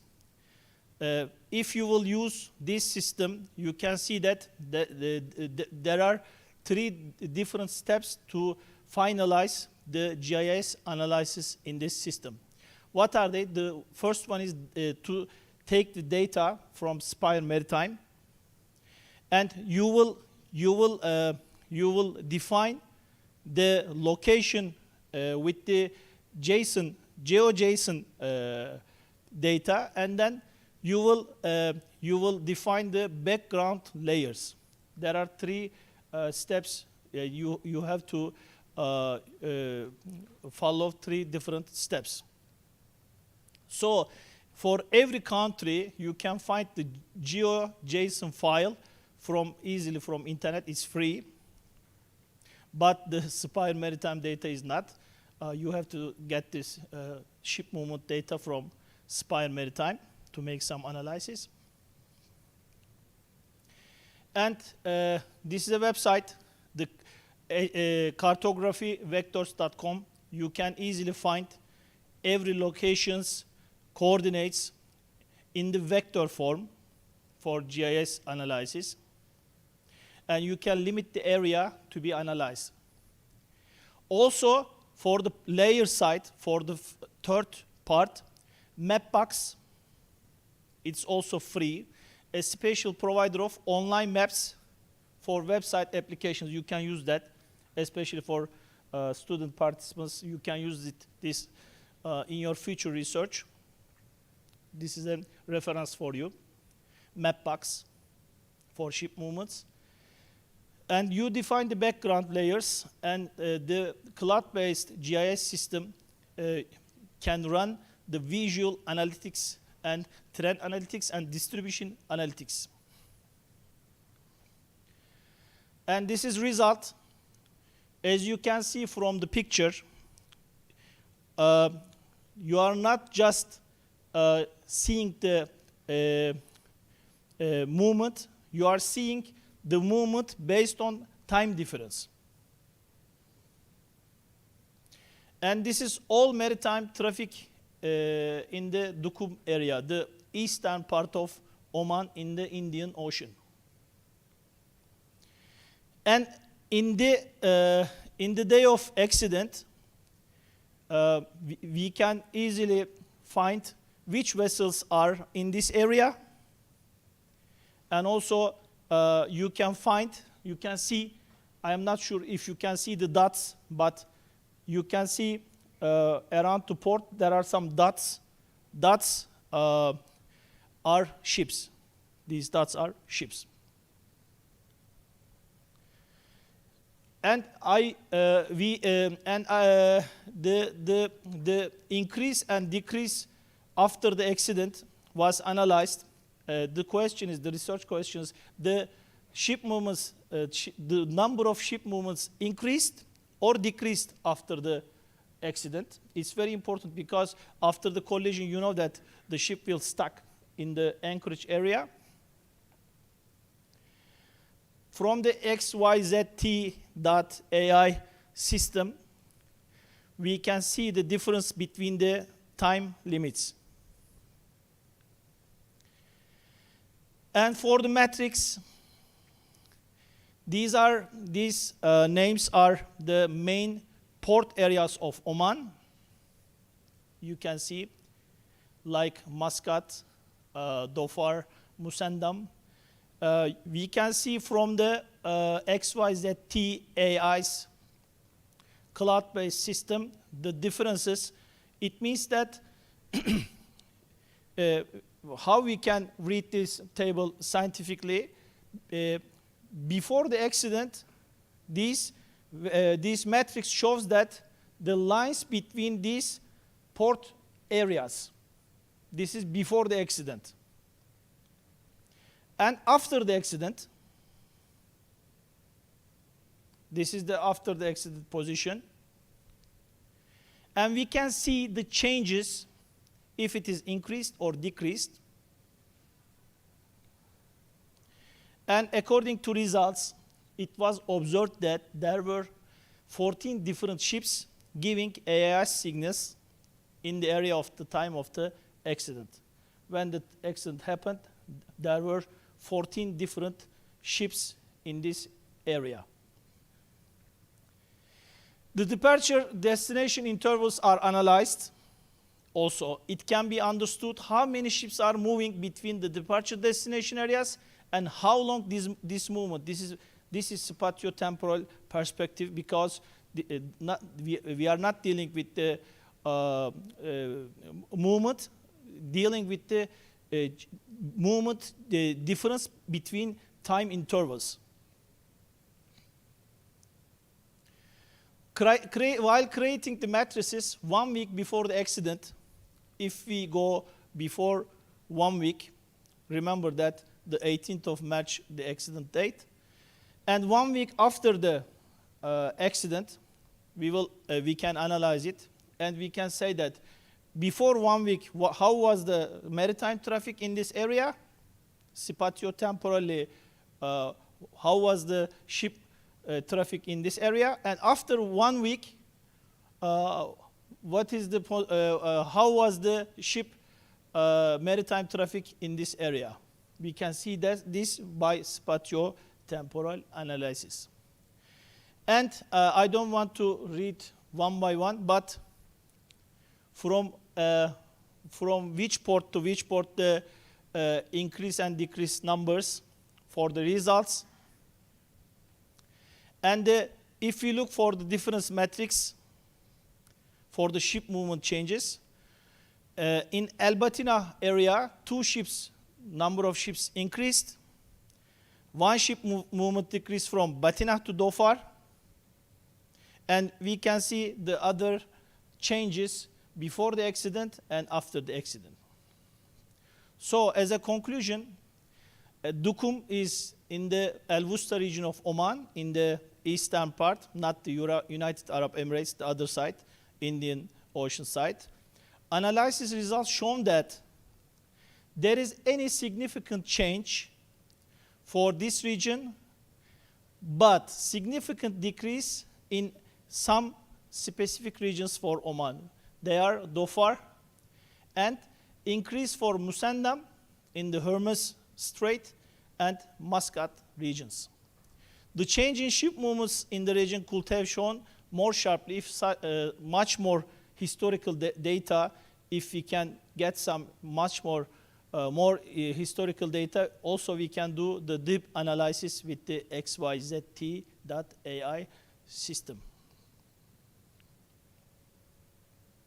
The results show that the spatiotemporal analysis method, this is the new method, can be used to understand how maritime traffic is affected in the accident region or any case of any kind of incident with the help of AIS data, because it's mandatory according to International Maritime Organization's rules when a marine accident occurs in different regions of the world. If never happens, I don't want never happens, but if now accident happen in Bangkok area, we can get the data from Spire Maritime for 1 week before, 2 weeks before, 1 month before, and we can analyze how this accident affected the maritime traffic in this area.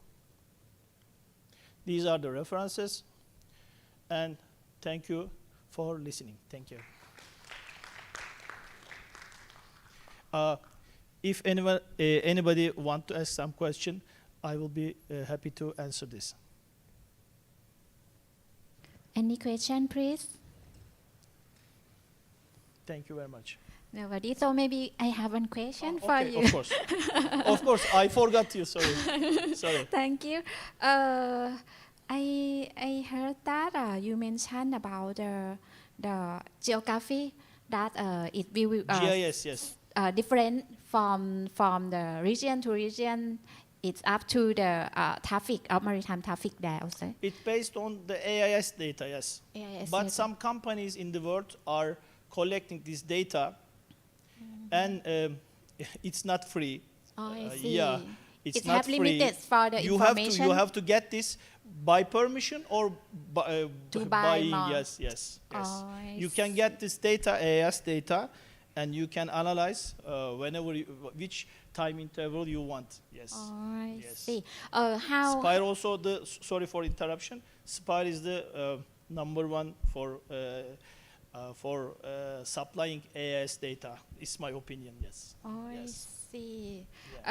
Can it separate for the chip type in the traffic of the AIS Could you data? please say again? Can it separate for the chip type, such as the commercial container or fish? Of course, yes. Yes. Yes, of course, yes. It will be very nice. And as I mentioned in the conclusion part, you can make a deeper analysis by getting AIS data and make some analysis, right? Okay, really good. Okay. I think it's benefit for maritime Yeah, to yeah, it's very good one, exploring. yes. Thank you so much for Thank you very Professor Firas. Yes. Thank you. So we will have the next topic for the promotional measure for the Thai merchant fleet from Dr. สมชาติ ไกรราชสุวรรณค่ะ Please welcome Dr. สมชาติค่ะ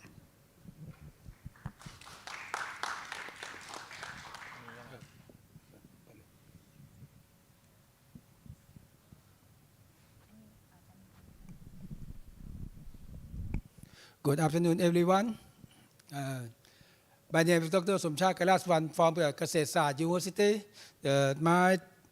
My presentation today is the promotion measure for the Thai merchandise fleet. Somebody of the government side asked me why you promote merchandise fleet. I slammed the table because the competitor around our country have a support, such as Singapore. If you go to the MPA website, they have a 9 line why you register in Singapore. Have a lot of benefit more than in my country. This my presentation is introduction on the slide. Why we support the merchandise trade? Because it's very important. It's I divide into 3 sections. The first section is economy. International trade is 90% we move point to point transportation by the sea. Okay? In my country, more than 70% is GDP came from the international trade. It's very, very important. Now, Thai feed, he can transport about less than 10%. All of the world, we have about 50,000 vessels. In my country, have about 400 vessels. Some years 890. Some year in the 45 list in the UNTAD, he have a report every year. Singapore about more than 2,000. The ranking is number 5. This is very important. Second is nation security. You think about look at about 20 years ago about the Falkland crisis between Argentina and UK. UK recruited the cruise ship, transported equipment, troops to the area for fighting. This is the we look another side. If we have a crisis, government can recruit the ship, move supply to the crisis area. This is national security. And another section is that create the job. You think about that. Is that to create the job? If you work on the vessel, compare the same level. The job, you work the job with the vessel, you can get more 2 or 3 times compare the same level if you work onshore. If you work onshore, I tell my student, you can get more money if you work on your vessel compare or work on the shore. This is why the government should be support, have to promote the merchandise ship. That my objective, my research that I studied the public policy from the government, how to support the whole maritime business. In the 1928, we have a Maritime Promotion Act in the first year. Long time ago, more than 40 years. We have just one Maritime Promotion Act in 1979. I studied to 2021. Just the same, we have just a little bit amendment is not significant in that act. Second, we study about the problem with entrepreneur. We run the business. What your problem? Why you don't grow to compare to another nation around our country? The last thing we try to develop our suggestion. This is my idea to government to launch the policy to promote the maritime trade. The research methodology this is the qualitative research. I study about a lot of documents. I read a lot of documents, many relevant documents. It's a promotion to the operate, the entrepreneur operate.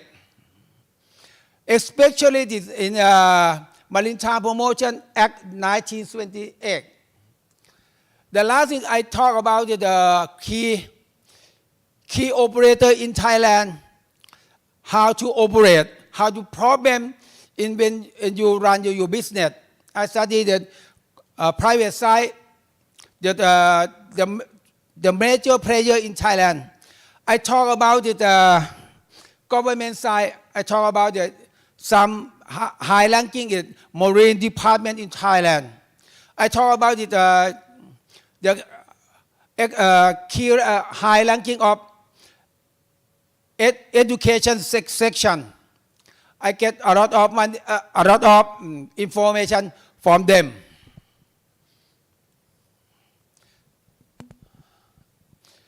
This is my result. The first one that we talk about the policy formulation. The normally policy formulation we get from the Marine Promotion Committee. The policy when this committee run or improve the policy. Many problems because many Thai agency, a lot of agency have involved in that policy.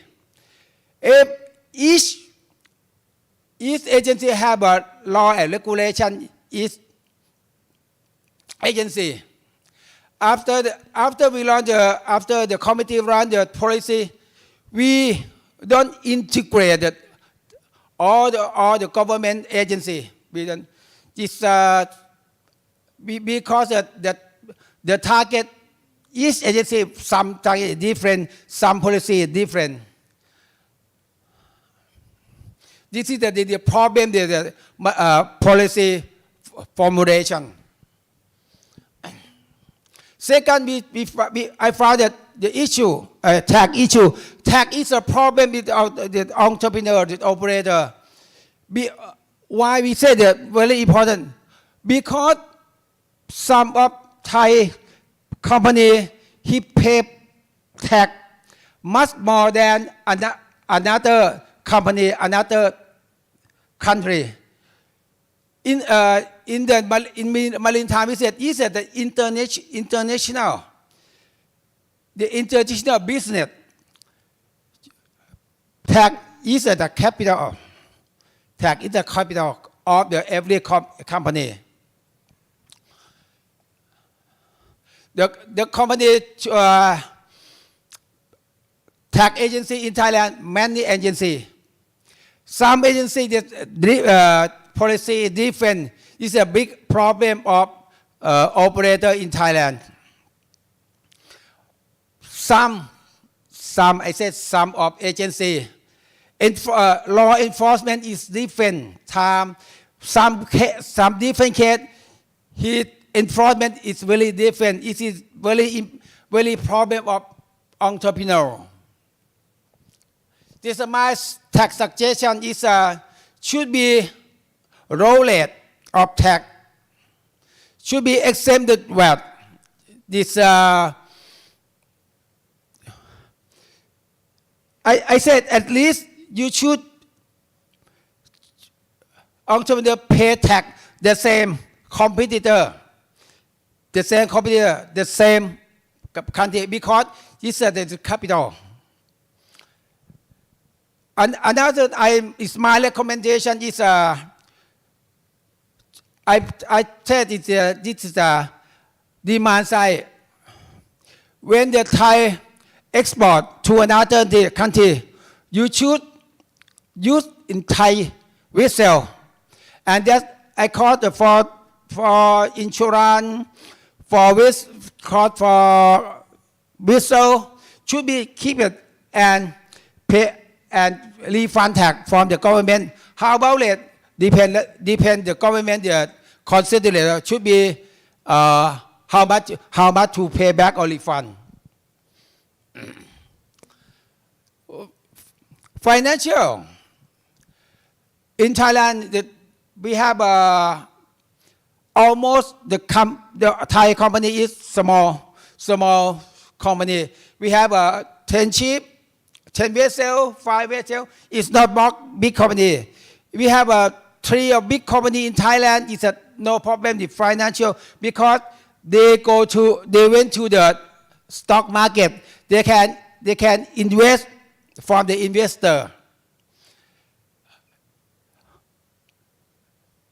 In the maritime business, it's a high capital intensive. A lot of money you put for the capital, long time to pay back.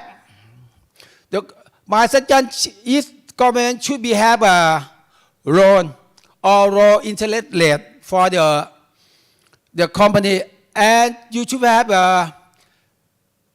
the bank or financial incentive understand is maritime business, because maritime business is a mandate more than another business, such as storm. In Thailand, we have a word like a motto: inches in the sea, one elbow in the sea. It means the sea is that you can't predictable. You can't predictable. It's a risk. The government should have a bank or financial incentive understand maritime business. It's long time. Government he tell the maritime he put money time to time. It not be continue.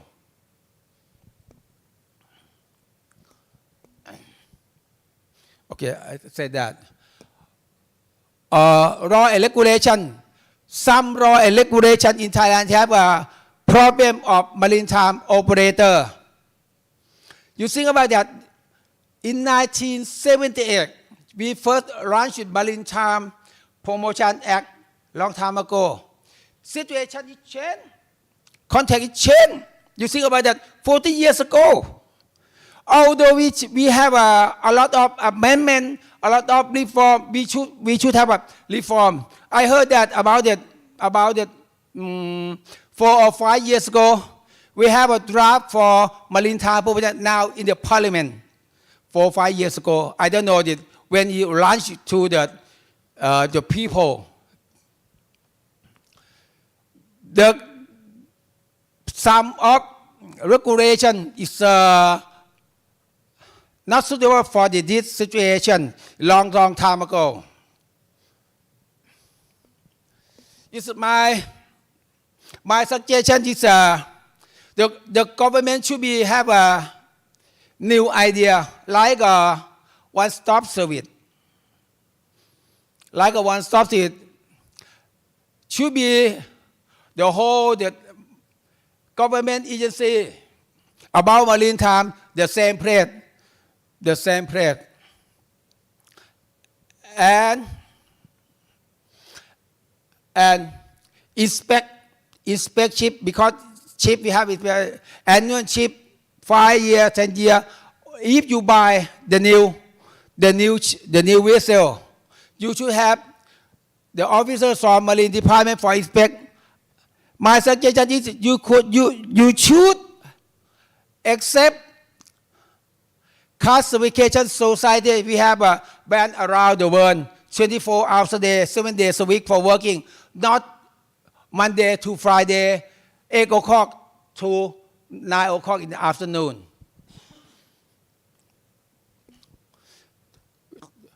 We talk about the seafarer problem. In my country, nobody can tell you how many cadets you have this year, next 5 years, next 10 years. No government agency can tell you how many navigator you wanted 5 years, next 10 years. How about marine engineer? I wanted 10 marine engineer, 20. Nobody can tell you. Nobody can tell you workforce, how many workforce you want 5 years in the future, 10 years in the future. Nobody tell you. Now, when the government make a decision, launch the process, we don't have a lot of research for support. They make a decision.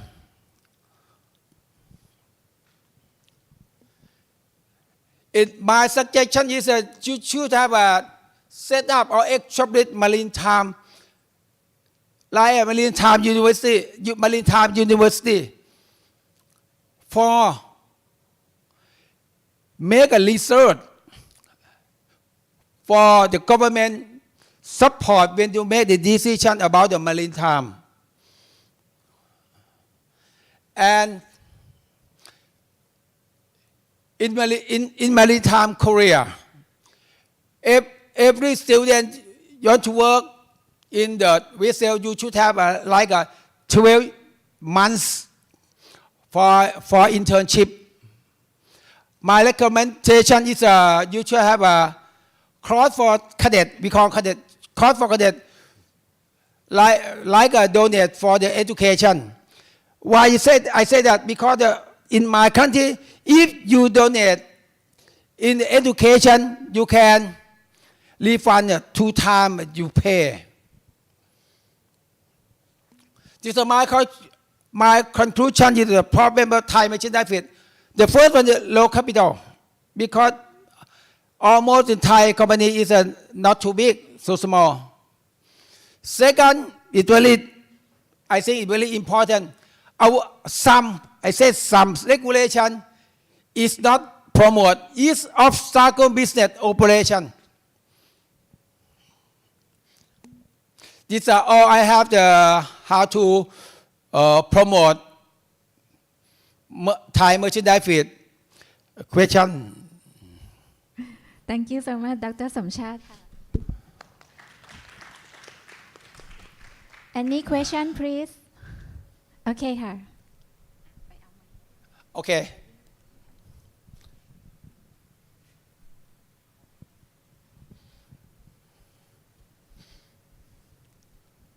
ภาษาอะไรก็ได้เดี๋ยวครูแปลให้ภาษาอะไรก็ได้เดี๋ยวครูแปลให้ Hello. Okay, so my question is, you say that in Thailand have a problems about seafarer, right? So even we advise about a specialized maritime, but cannot encourage for government. How we can do? Good question. How we can do? How we can do? Good question. How we can do? I think that this is a government job. Either the first government is saying that maritime business is very important, impact the economy system in Thailand. Government should have program for maritime students, such as scholarship for the lecturer, such as for fund for research, that is a support when the government have to make decision something. If you have a research, you think it is like a thinking system. Okay? This is my answer. Thank you ค่ะ May I have one question? Okay. What's the line? Back.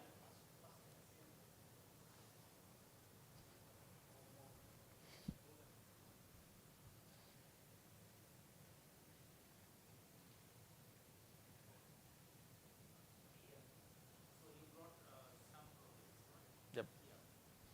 Two things I would like to highlight. Number one is the international marketing. That's a problem for increasing the market. Okay.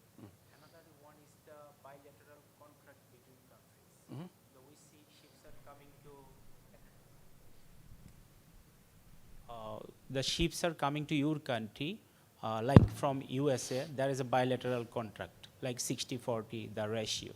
So when the vessels coming from USA to your country, then it is exceed your 40 because you have only 10% ships. So then how it is getting the permission to enter your ports? Because 2 points, I have 2 points. One is international marketing, another one is bilateral contract. There are some gaps by which it's not exposing the numbers. Okay, so how the foreign vessel is entering to your country because you have only 10% ships. That's the question to the mercantile department. Okay, I will tell you. This is at Maritime business. This is at international. In my country, they follow the regulation. We follow the IMO. Just IMO. In my country, especially the marine department, it will strict for the safety for sailing.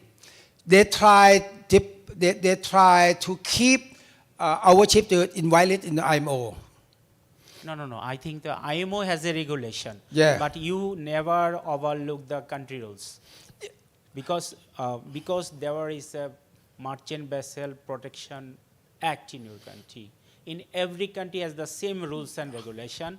That's a plug vessel ordinance. Okay. So this ordinance will tell you that if you any foreign vessels portion or percentage is over, then you will take the permission. Yes. So I just added two problems. One is the international market, And then another your is question. your ordinance. So need to modify or update your ordinance for increasing or promoting the ship owners, either from your country or for foreign flags, to promote your country vessels. Yeah. We are working for this, so I'm Yeah. just sharing my experience. Yes, I understand your question. Is in my government, he shows that the liberal have a protection theory and liberal. In my government, he shows that liberal theory.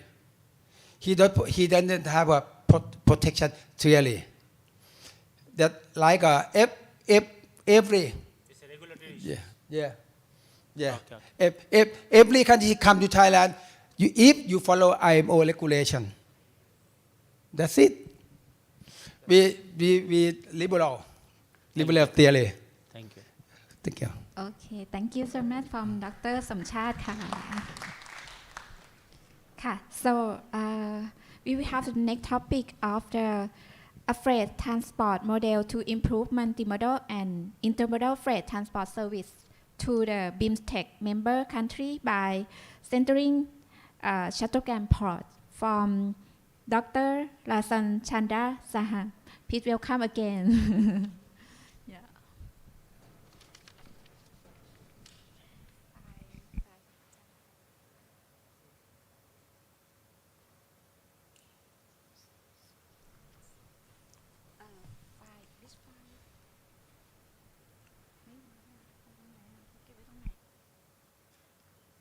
Folder A021. A021.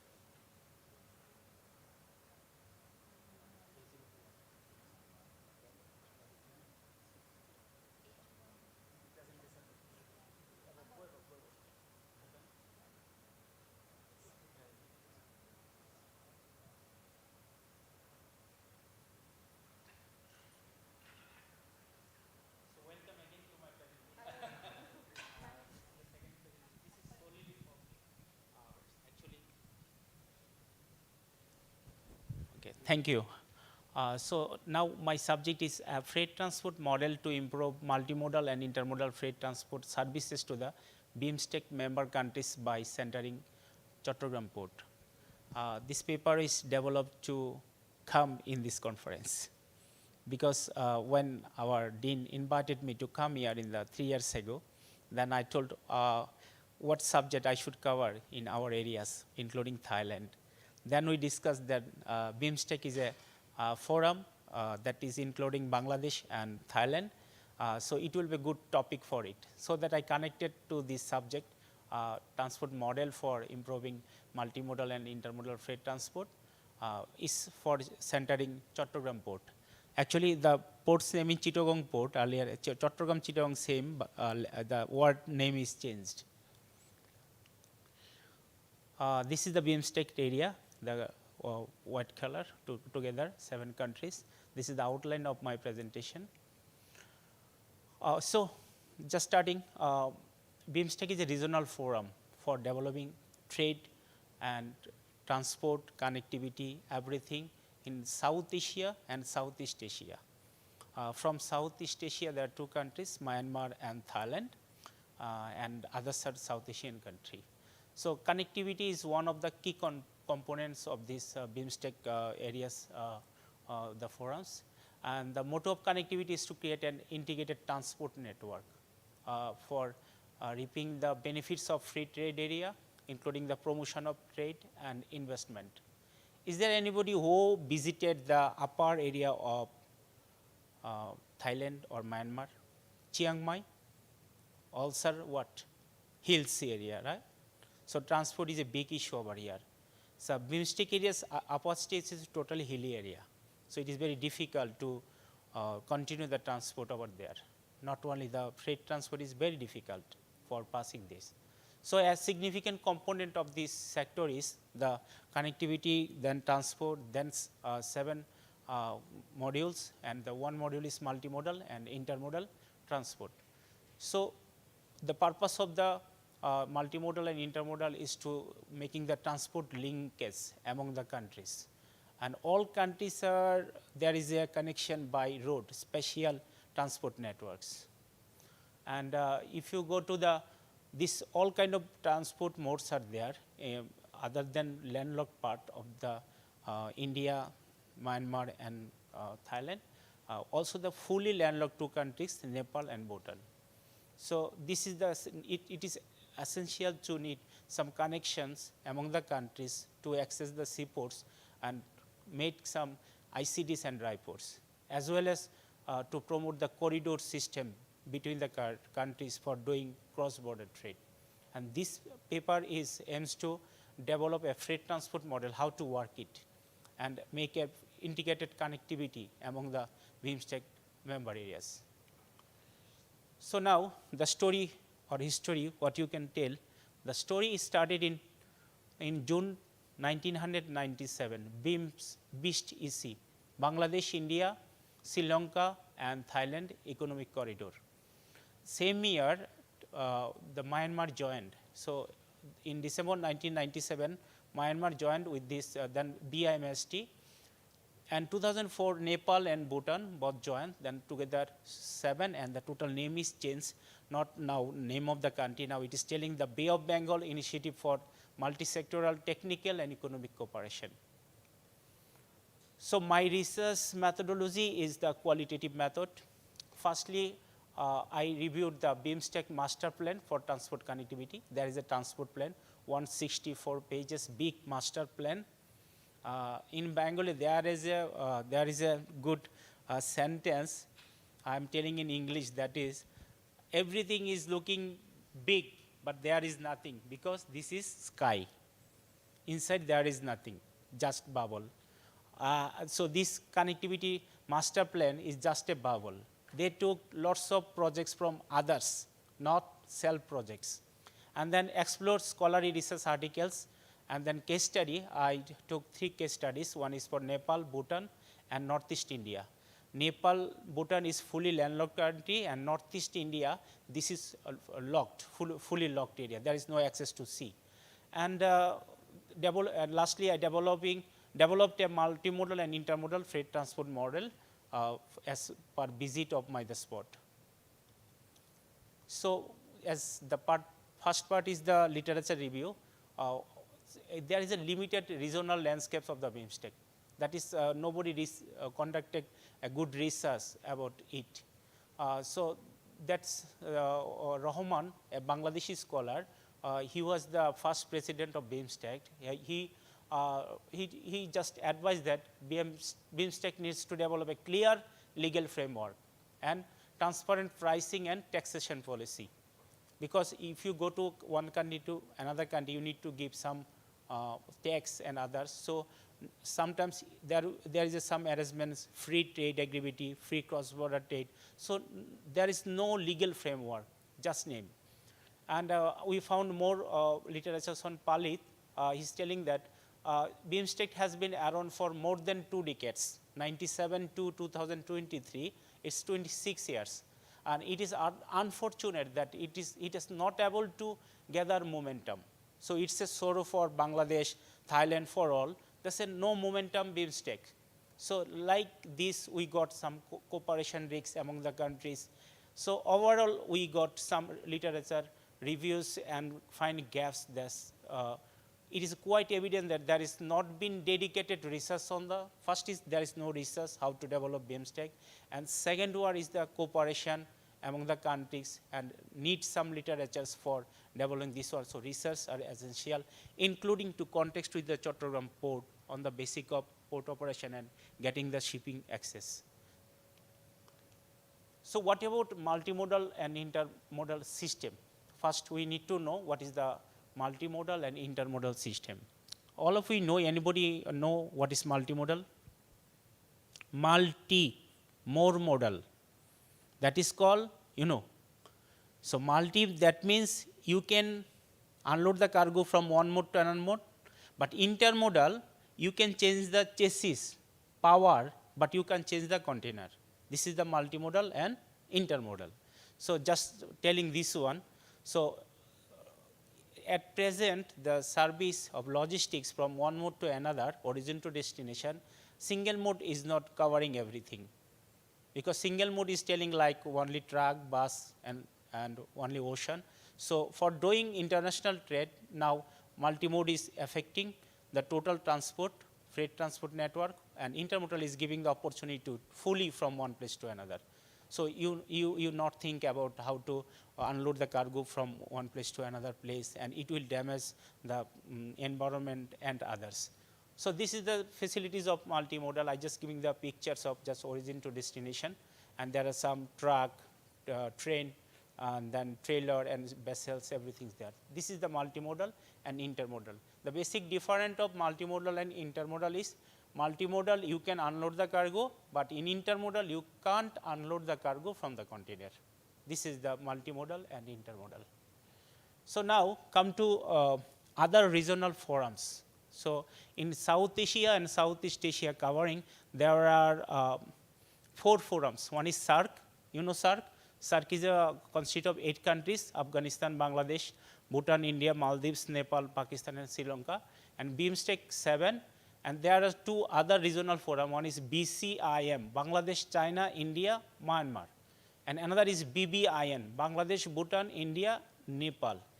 All together, all forums are inactive. No single forum is operational and telling some things that they will cater the transport logistics of this region. So in here, Bangladesh and India in all forums, but no active tasks they are yet completed. Here China also involved. So if you look to the figure, like here, so all countries are in a land border correction. So in here, I just telling about the case studies. One is Nepal and Bhutan. These are fully landlocked. So the major challenge of these countries are what? Diversification of trade within and outside of the region. One interesting topic when I visited these countries, Nepal and Bhutan, they have no ambition for growing their country. Like Bhutan, they are telling us that we are not optimistic for a big life. We don't want to enter any kind of truck in our country. Why? Because they will pollute our environment. So our age will be what? Increase or decrease? Decrease. So it is not necessary to think of the global world for doing business, earn lots of money, being a big country like Finland and others. We are happy people, so not necessary to interconnect with the other countries of the world. So they stopped with the BBIN or any others. But Nepal has some ambition. They are well connected to the Indian seaports and others. And northeast part of India, this case study is telling the same situation as like Bhutan. Like 7 sisters, is 7 states, is like Arunachal Pradesh, Manipur, Nagaland. See, these are connected with the Chiang Mai is very near of them, and then Myanmar is near. So the peoples are not interested to develop their country. So how you will help them? So now dish antenna or satellite cable networks is coming. People are learning day by day. They are increasing their lifestyle demand. And now we need to active the transport, logistics, everything. They need to establish some manufacturing industry and other industry for developing their lifestyle. And what are the port rivalry? That is, if you look there, this picture is telling you that the Chattogram is in the key lucrative position, because among the 12 ports, Myanmar Situi and Yangon and even the Andaman's Port Blair, all together Chittagong is very near. So here not included in Thailand's one, because there is a spaces between Malaysia, Thailand and Myanmar. It's not covering the Thailand ports. So here only the Chattogram is showing the lucrative position to cover all of the areas. It's not working. Okay. So now you need to make a connection. So you need to get a port access. But there are some geopolitics and some deep sea port dilemma. So we are identified Chattogram as a major access for doing business or making connection of multimodal and intermodal transport by road, rail or any other ways. But there are some dilemma, like deep sea port dilemma in Bangladesh. Like in first China, Bangladesh self introduced that they will construct a deep sea port in Chattogram. But China, they entered to the deep sea port dilemma, and they declared that they will establish a seaport in Sonadia in 2009. So government heard their news and accepted, okay, you can do this one. But in 2016 changed, no, we will not only invite China, because India and China both two are major powers in Asia. So they're telling some various companies or countries will come here and set an international deep sea port in Paira. Suddenly in 2016, government declared no ports will be constructed in Paira or Sonadia, will go to the Matarbari, because Japan is showing keen interest to establish this deep sea port in Matarbari. This is in Chattogram. So this port will be a big port, and by 2056 it will be a big port in the Asia. So then it will give a good service to the all BIMSTEC, SAARC, BBI and BCM areas. So what is the relation with the SDG? All of we know about the SDG. There is a relation with 9, 13, 11 and 14. 9 is telling to support the freight transport industry and develop climate resilient infrastructure. As we need to establish some transport nodes in the BIMSTEC area, so before constructing all of this freight transport node, we must consider SDG 9 for industry, innovation and infrastructure. And SDG 11 is for developing the cities. Already the cities, those are available in the BIMSTEC area. We need to take care for urban transportation, for avoiding the traffic congestion and others. And SDG 13 is climate action. So here we need to think about the climate change. We need to think about the hilly areas. If we make any road, then we will cut the hills and make the passes, then it will be affect to the full environmental issues in this BIMSTEC area, because most of the areas are hilly and roads are not good. So when you will cut the hills, then it will make disaster, earthquake and other problems. So we need to consider SDG 13. Last one is SDG 14. Think about the live well water. That is when we will emphasize on the transport, then it will be an issue of load unload of the cargo. So the spillage from the containers or trucks or anything, then water, rainy water, that will go to the underwater and it will destroy the lives under the water. So for this study, we just need to consider all of those 4 sustainable development goals for what? For making the transport nodes, routes and connecting the modes.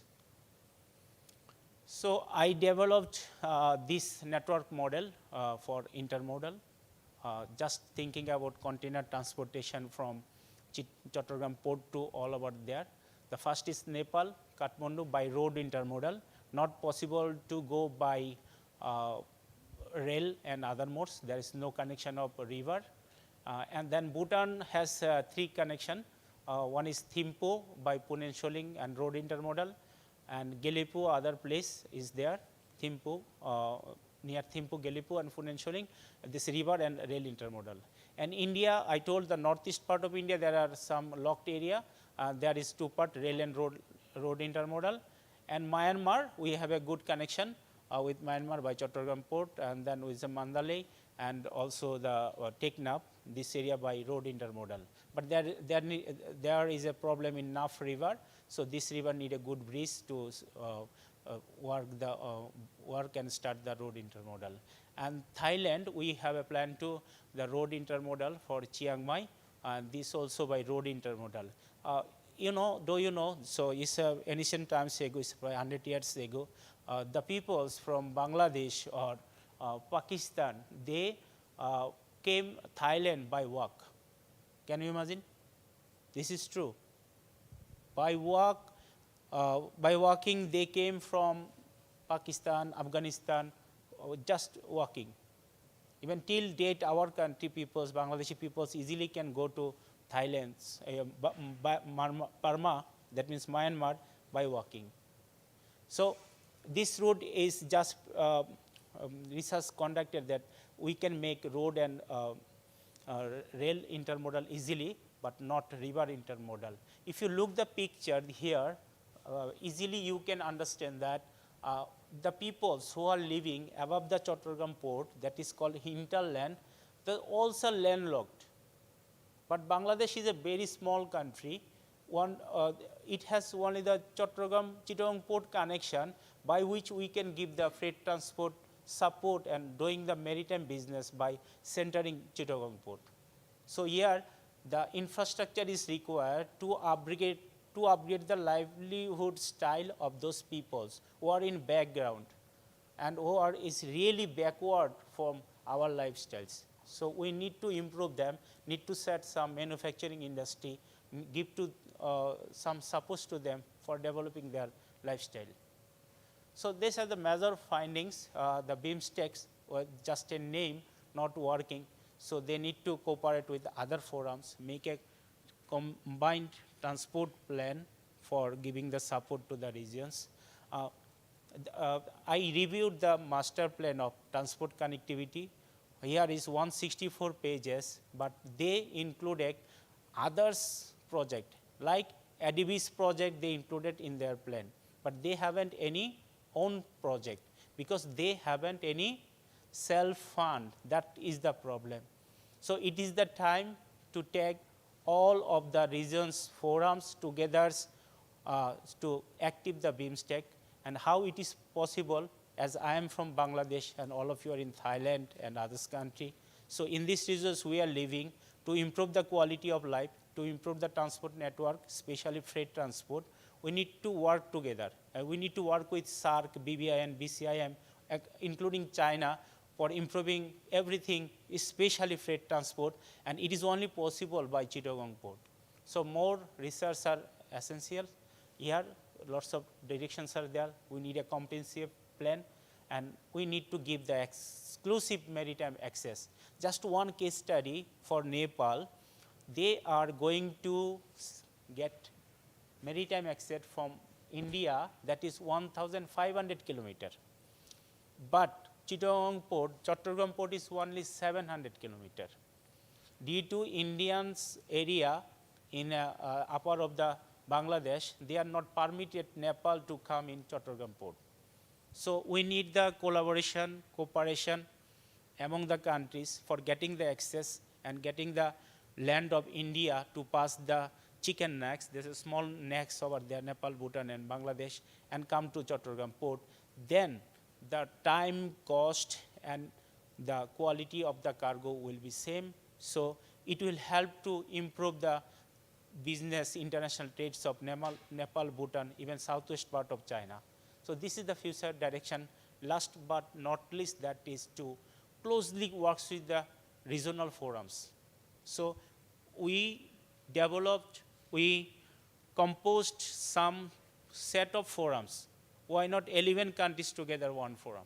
And together work, we will win everything. So this is the last conclusion from my part. There is a picture here. This is the main theme of the intermodal transport. Here you will see the first mile, that is origin, and the last mile is the destination. The first mile is telling this loading the cargo, multi-mode, and the nearby there is the last mile. Here is also hub and spoke. The rectangles, 4 rectangles is the hub, and the single rectangles are the spoke. So we need to set like this plan by centering Chittagong port and giving the access to the all BIMSTEC areas, including SAARC countries, by which we will gain win-win situation. We are able to give support to the people. So as Chittagong port is in the strategically important position, so we may consider Chittagong port in the Bay of Bengal as a prime maritime load center, by which we can able to win and give maritime support to all of the countries. More research are essential to upgrade the master plan of BIMSTEC. I need to review this paper again and just think to take the own project, not others' project, and take initiative, discuss, and active the forum like European country. We may make a model and include SAARC, BB, and BCM together. Then it will help and easy for us. Thank you very much listening for me. Thank you, Dr. Lassens. I totally agree with you with the to integration of our collaboration for the BIMSTEC community to make it happen soon. Yes, anyone have any question, please? May I have one question? So nobody. I heard about the railway construction of the China project that to Bangladesh, right? It's quite a big project one. How about it? How it's going on? You know, there is a Asian network project, Asia Trans Railway project. You're telling this one, but you need some desires of India and China for integrating to Mandalay or Thailand together to going to India to southwest of China. So here are some problems making by India and China because they are not giving the support to pass their land. So bureaucratic process. So already we are lagging behind only for those 2 countries.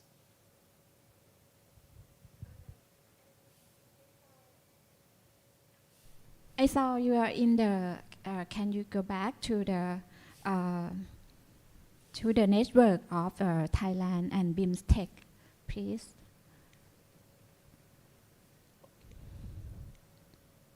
So it will come from here. Yes. เอาแบบ You should- อ๋อต้องใช้ต้องกลับไปค่ะ You can do.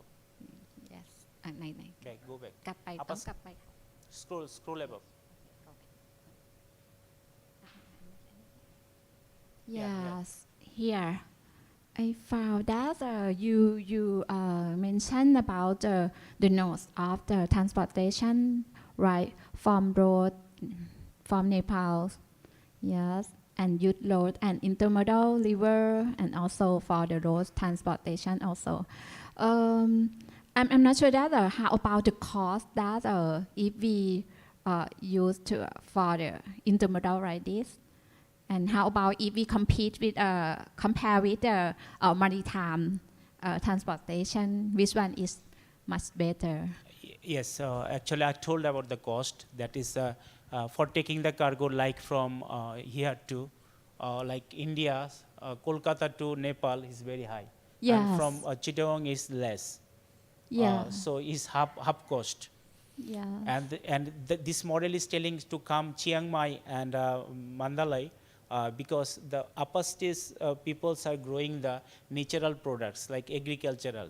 So that will increase the value chain of the agricultural product and sending to those areas and plus minus return reverse logistics, then it will reduce the cost definitely. Yeah. But now you like Chiang Mai is depends on the Bangkok port, and now they can easily take from Chattogram or Situi, any port. Yes, it's quite interesting So too. it will decrease the cost definitely.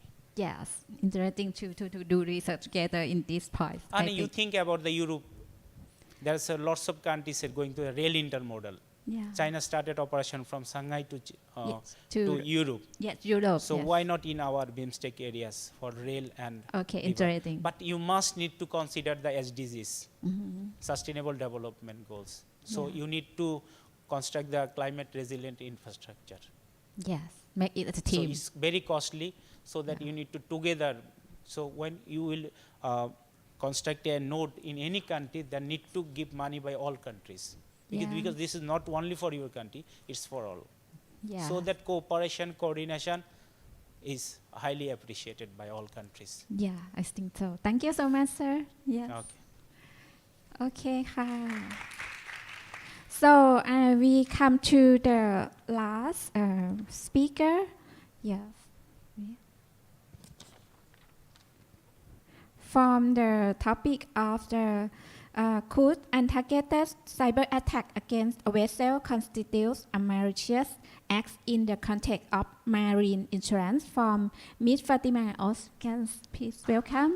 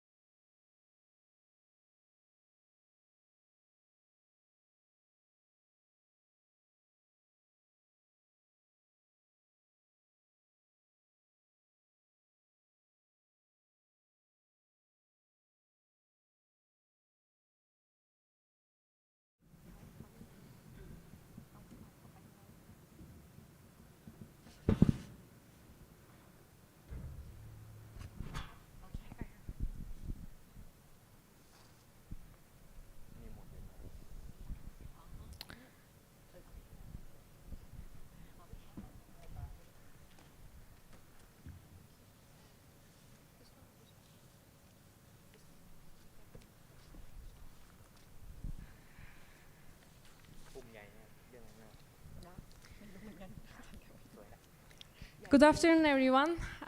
My name is Fatima Özcan. I'm coming from UK. I'm a PhD student in University of Southampton.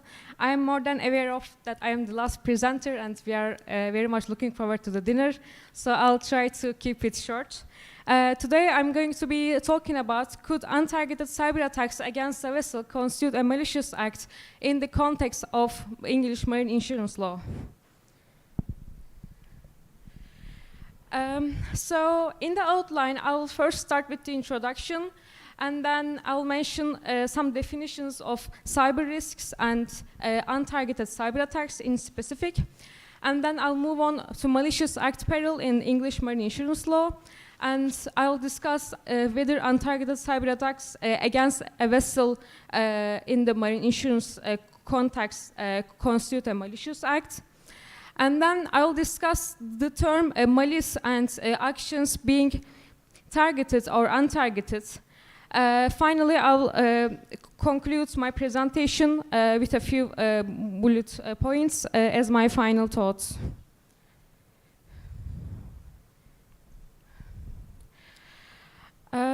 So why shipping industry is vulnerable to cyber attacks? Maritime industry became increasingly reliant on internet use as technology has developed, and this made it more vulnerable to cyber attacks.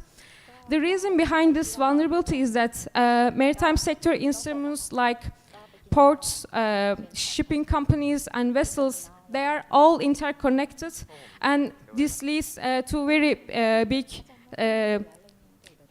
damages, including loss of data, system failure, and even physical damage to the vessel. So if you look at some examples, there's a Sheen scenario attack, and even though it was just a scenario, it showed us a malware can affect 15 ports and cause a damage almost up to $110 billion. Also looking at some real-life case, Maersk hit by a NotPetya malware in June 2017, and it damaged many organizations around the world and reported up to 300 millions in losses. Likewise, NHS hit by a WannaCry ransomware in May 2017, and as a result, it costed NHS over $100 million. So how are these attacks happening? Maersk attack started with an employee replying to an email that contains a NotPetya malware. WannaCry ransomware also spreads via phishing emails, prompting users unknowingly download the file and encrypt their data. So it can be seen that even one single email has the force and capacity to put the operations on hold and contains some other systems. So let's look at some definitions of cyber risks. As a lexical meaning, it defined as an illegal attempt to harm someone's computer system or the information on it using the internet. And we have some definitions in a maritime context as well. BIMCO and IMO also defined cyber risks. But here I want to mention about some difference between cyber attack and cyber risks. So these are two different terms, even though sometimes it can be used interchangeably out of confusion. But a cyber attack is a hostile activity that occurs actively in which a malicious actor attempts to breach a system. On the other hand, cyber risks more comprehensive and includes both deliberate attacks and unintentional and negligent acts as well. So as we can see, for it to be a cyber attack, it needs to be intentional, but cyber risks has unintentional breaches or human factors, operational IT risks, these kind of vulnerabilities too. Looking at the elements of cyber risks, I gathered as three classes. First is unauthorized breaches and deliberate attacks. Second, unintentional or accidental breaches. And finally, operational IT risks due to poor systems or other factors. So I want to move on untargeted cyber attacks, which is the main subject of this presentation. These attacks are not directed specifically at a particular vessel, individual or operator, but they are aimed to exploiting vulnerabilities in the technology used in the shipping industry. In this kind of attacks, the perpetrator doesn't have to have a specific target in mind, but they use some generalized approach to attack many potential victims without knowing who they are or what kind of a company or ship they are. So this information doesn't matter at all. These attacks can take many forms, including malware, phishing emails, viruses, and some other forms of cybercrime, as I mentioned in a few real-life examples in the beginning of the presentation. So as you can see, these attacks are a growing problem, and they can affect a large number of individuals and organizations. But they do not fall under the scope of traditional marine policies. So even though they exist and give serious damages, I believe that it's important to place it in marine and war risk context. For the purpose of this presentation, I see some relevance between malicious acts and untargeted cyber attacks. So I will try to discuss their elements, and I will try to show how and where these two overlaps. So let's look at the malicious act peril in English marine insurance law context. This peril is covered under the Institute Warrant Strike Clause. So it reads as subject always to the exclusions hereinafter referred to. The insurance cover loss of or damage to the vessel caused by any terrorist or any person acting maliciously or from a political motive. But we cannot see any mention or definition by name in the Marine Insurance Act of malicious act in specifically.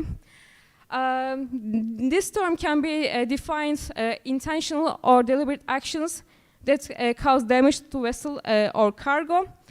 But the question of whether untargeted cyber attacks fall under this definition is not straightforward. So here we have two scenarios, two arguments. One argument is in favor of considering untargeted cyber attacks as a malicious act because they can be seen as intentional or deliberate. So yes, the attackers may not have a specific targeted vessel, but they're also aware of the potential damage that can be caused by these types of attacks. So the fact that they exploit known vulnerabilities in the shipping industries shows a degree of intentionally. The counter-argument says that untargeted cyber attacks should not be considered a malicious act because they are not specifically directed at a particular vessel. The point of view is that is based on the idea that a malicious act requires a specific victim or a target, and untargeted cyber attacks do not meet this criteria, basically. So in order to decide which opinion is true, I will now look at the elements of malicious act by referring English case law and try to make some analysis. So what constitutes malice? In a legal sense, malice means the intentional commission of a wrongful act absent justification with the intent to cause harm to others. So here we can see that it doesn't necessarily have to entail hostility, but an intention of doing wrong is required. If you look at the English case law, I have two cases lined up here. First one is Brumach and another versus Prosser. Here, malicious act defines as malice in fact and malice in law. The former represents an act done from ill will towards an individual, and the second, a wrongful act intentionally done without just cause or excuse. In the case, it also gives us an example. It goes like, if I poison a fishery without knowing the owner, I do it of malice because it's a wrongful act and done intentionally. So we can see that here it didn't stress that we need to know who are we harming, but just being a wrongful act is necessary for it to be a malice. Likewise, in the Mandarin Star case, malicious means also accepted as spite or ill will. So from all these cases, two elements are highlighted. These are evil acts and lack of justification. Now I will move on to the other elements, actions being untargeted or targeted. So in cyber attack, these attacks can occur untargeted or targeted, which differs depending on whether there's a specified victim. Now the question is whether or not a malicious act can be committed against a specified party. Here I have two cases and a clause of malicious damage act. In the first case, it goes regardless of whether the perpetrator intended to damage the victim or even knew the victim, the action will be ruled malicious as long as it's wrongful and intentional. We touch upon the Brumach case in the previous slide. So here it emphasizes that knowing the subject of the crime is not really necessary for it to be a malicious act. And then there is Gracia Express case. Here it reads as the words cover casual or random vandalism and do not require proof that the person concerned had the purpose of injuring the assured or even knew the identity of the assured. As we can see that the second case also support the first case and shows that there is no need to know the subject of this crime. If you look at the Malicious Damage Act, Section 58 covers malice against owner of the property unnecessary. I'm not gonna read the clause, but it says it doesn't need that the owner be the target of the offender. It is possible for it to happen in other ways as well, so basically. So a few final thoughts. Cyber attacks could be done maliciously or with ill will, as well as negligently or accidentally, as we discussed in the beginning. But in any case, this would result in catastrophic damages. We are agreed on this.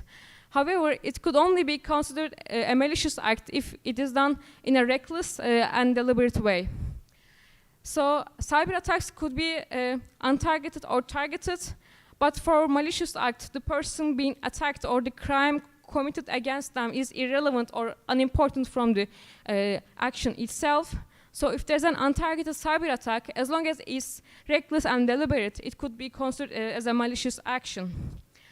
The insurance industry is beginning to recognize risk posed by cyber attacks, and many insurers are now offering some sort of coverage by P&I clubs. The risk associated with untargeted cyber attacks are similar to those with traditional malicious acts, and it's likely that they could be considered in the same way by insurers. But we need to pay attention that not all cyber attacks are carried out in the same method. I showed 3 simple categories in the beginning of the presentation, but there are more out there. So, and they do not have the same characteristic. So when we are evaluating a specific case, we need to look for their different features like severity of the attack or the intent of the attacker and the extent of the damage before a determination can be made. Thank you very much for listening. I would appreciate any question. Question, please.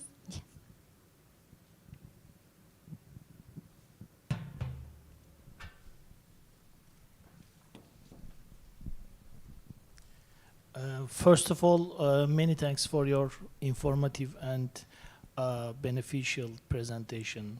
And I want to ask you, could you please share some information about the autonomous ships in the context of targeted cyber attacks? Thank you very much. Okay, thank you so much for the question and the comment. Well, as we know, or we are about to hear, autonomous ships are out there, but they are not in use for commercial purposes, but people are using it for military reasons. And for it to be an autonomous vessels, it could be either remote controlled with some seafarers on board, or still remote controlled but without any seafarers. And there is also a fully autonomous version. So as you can see, the AI, the use of AI is so dominant in these kind of ships.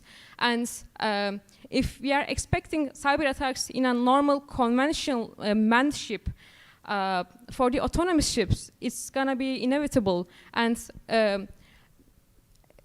considering that there is going to be no crew or master or any human being that is going to interfere in a case of an attack, it's expected to damages to be more catastrophic. I cannot refer to any case yet because there's no one. But yeah, I think it's a very good question. Thank you very much. Okay, thank you very much for Ms. Fatima for the nice presentation. Thank you. So now we have already covered all the topics in the navigation and maritime logistics presentation now. So today we have the very interesting and excellent presentation from you all for contribution to the maritime community in the sustainability in the 4 groups of the freight transportation efficiency development, maritime safety, logistics and navigation, cruise networking development, and digitalization development for sustainable and safety maritime. So we hope that you have a fruitful and enjoy your time here and gain more knowledge and some maritime economic network collaboration to further your success for the study and research from this conference. Now, your attendance certification is already prepared for you. You can pick up at the end of the session. And I would like to inform that we will have the dinner together today. We have to go back to the Grand Center Point at the Terminal 21. We will have a car for you at the 5:20. Please be ready for that. And on behalf of our faculty, International Maritime Study, we would like to thank you all to participate in this international conference here today. And we hope to see you again in the next conference. And have a nice trip back home. Thank you so much. Goodbye. Before we leave, maybe we can have a group photo together here in front of the floor. Thank you.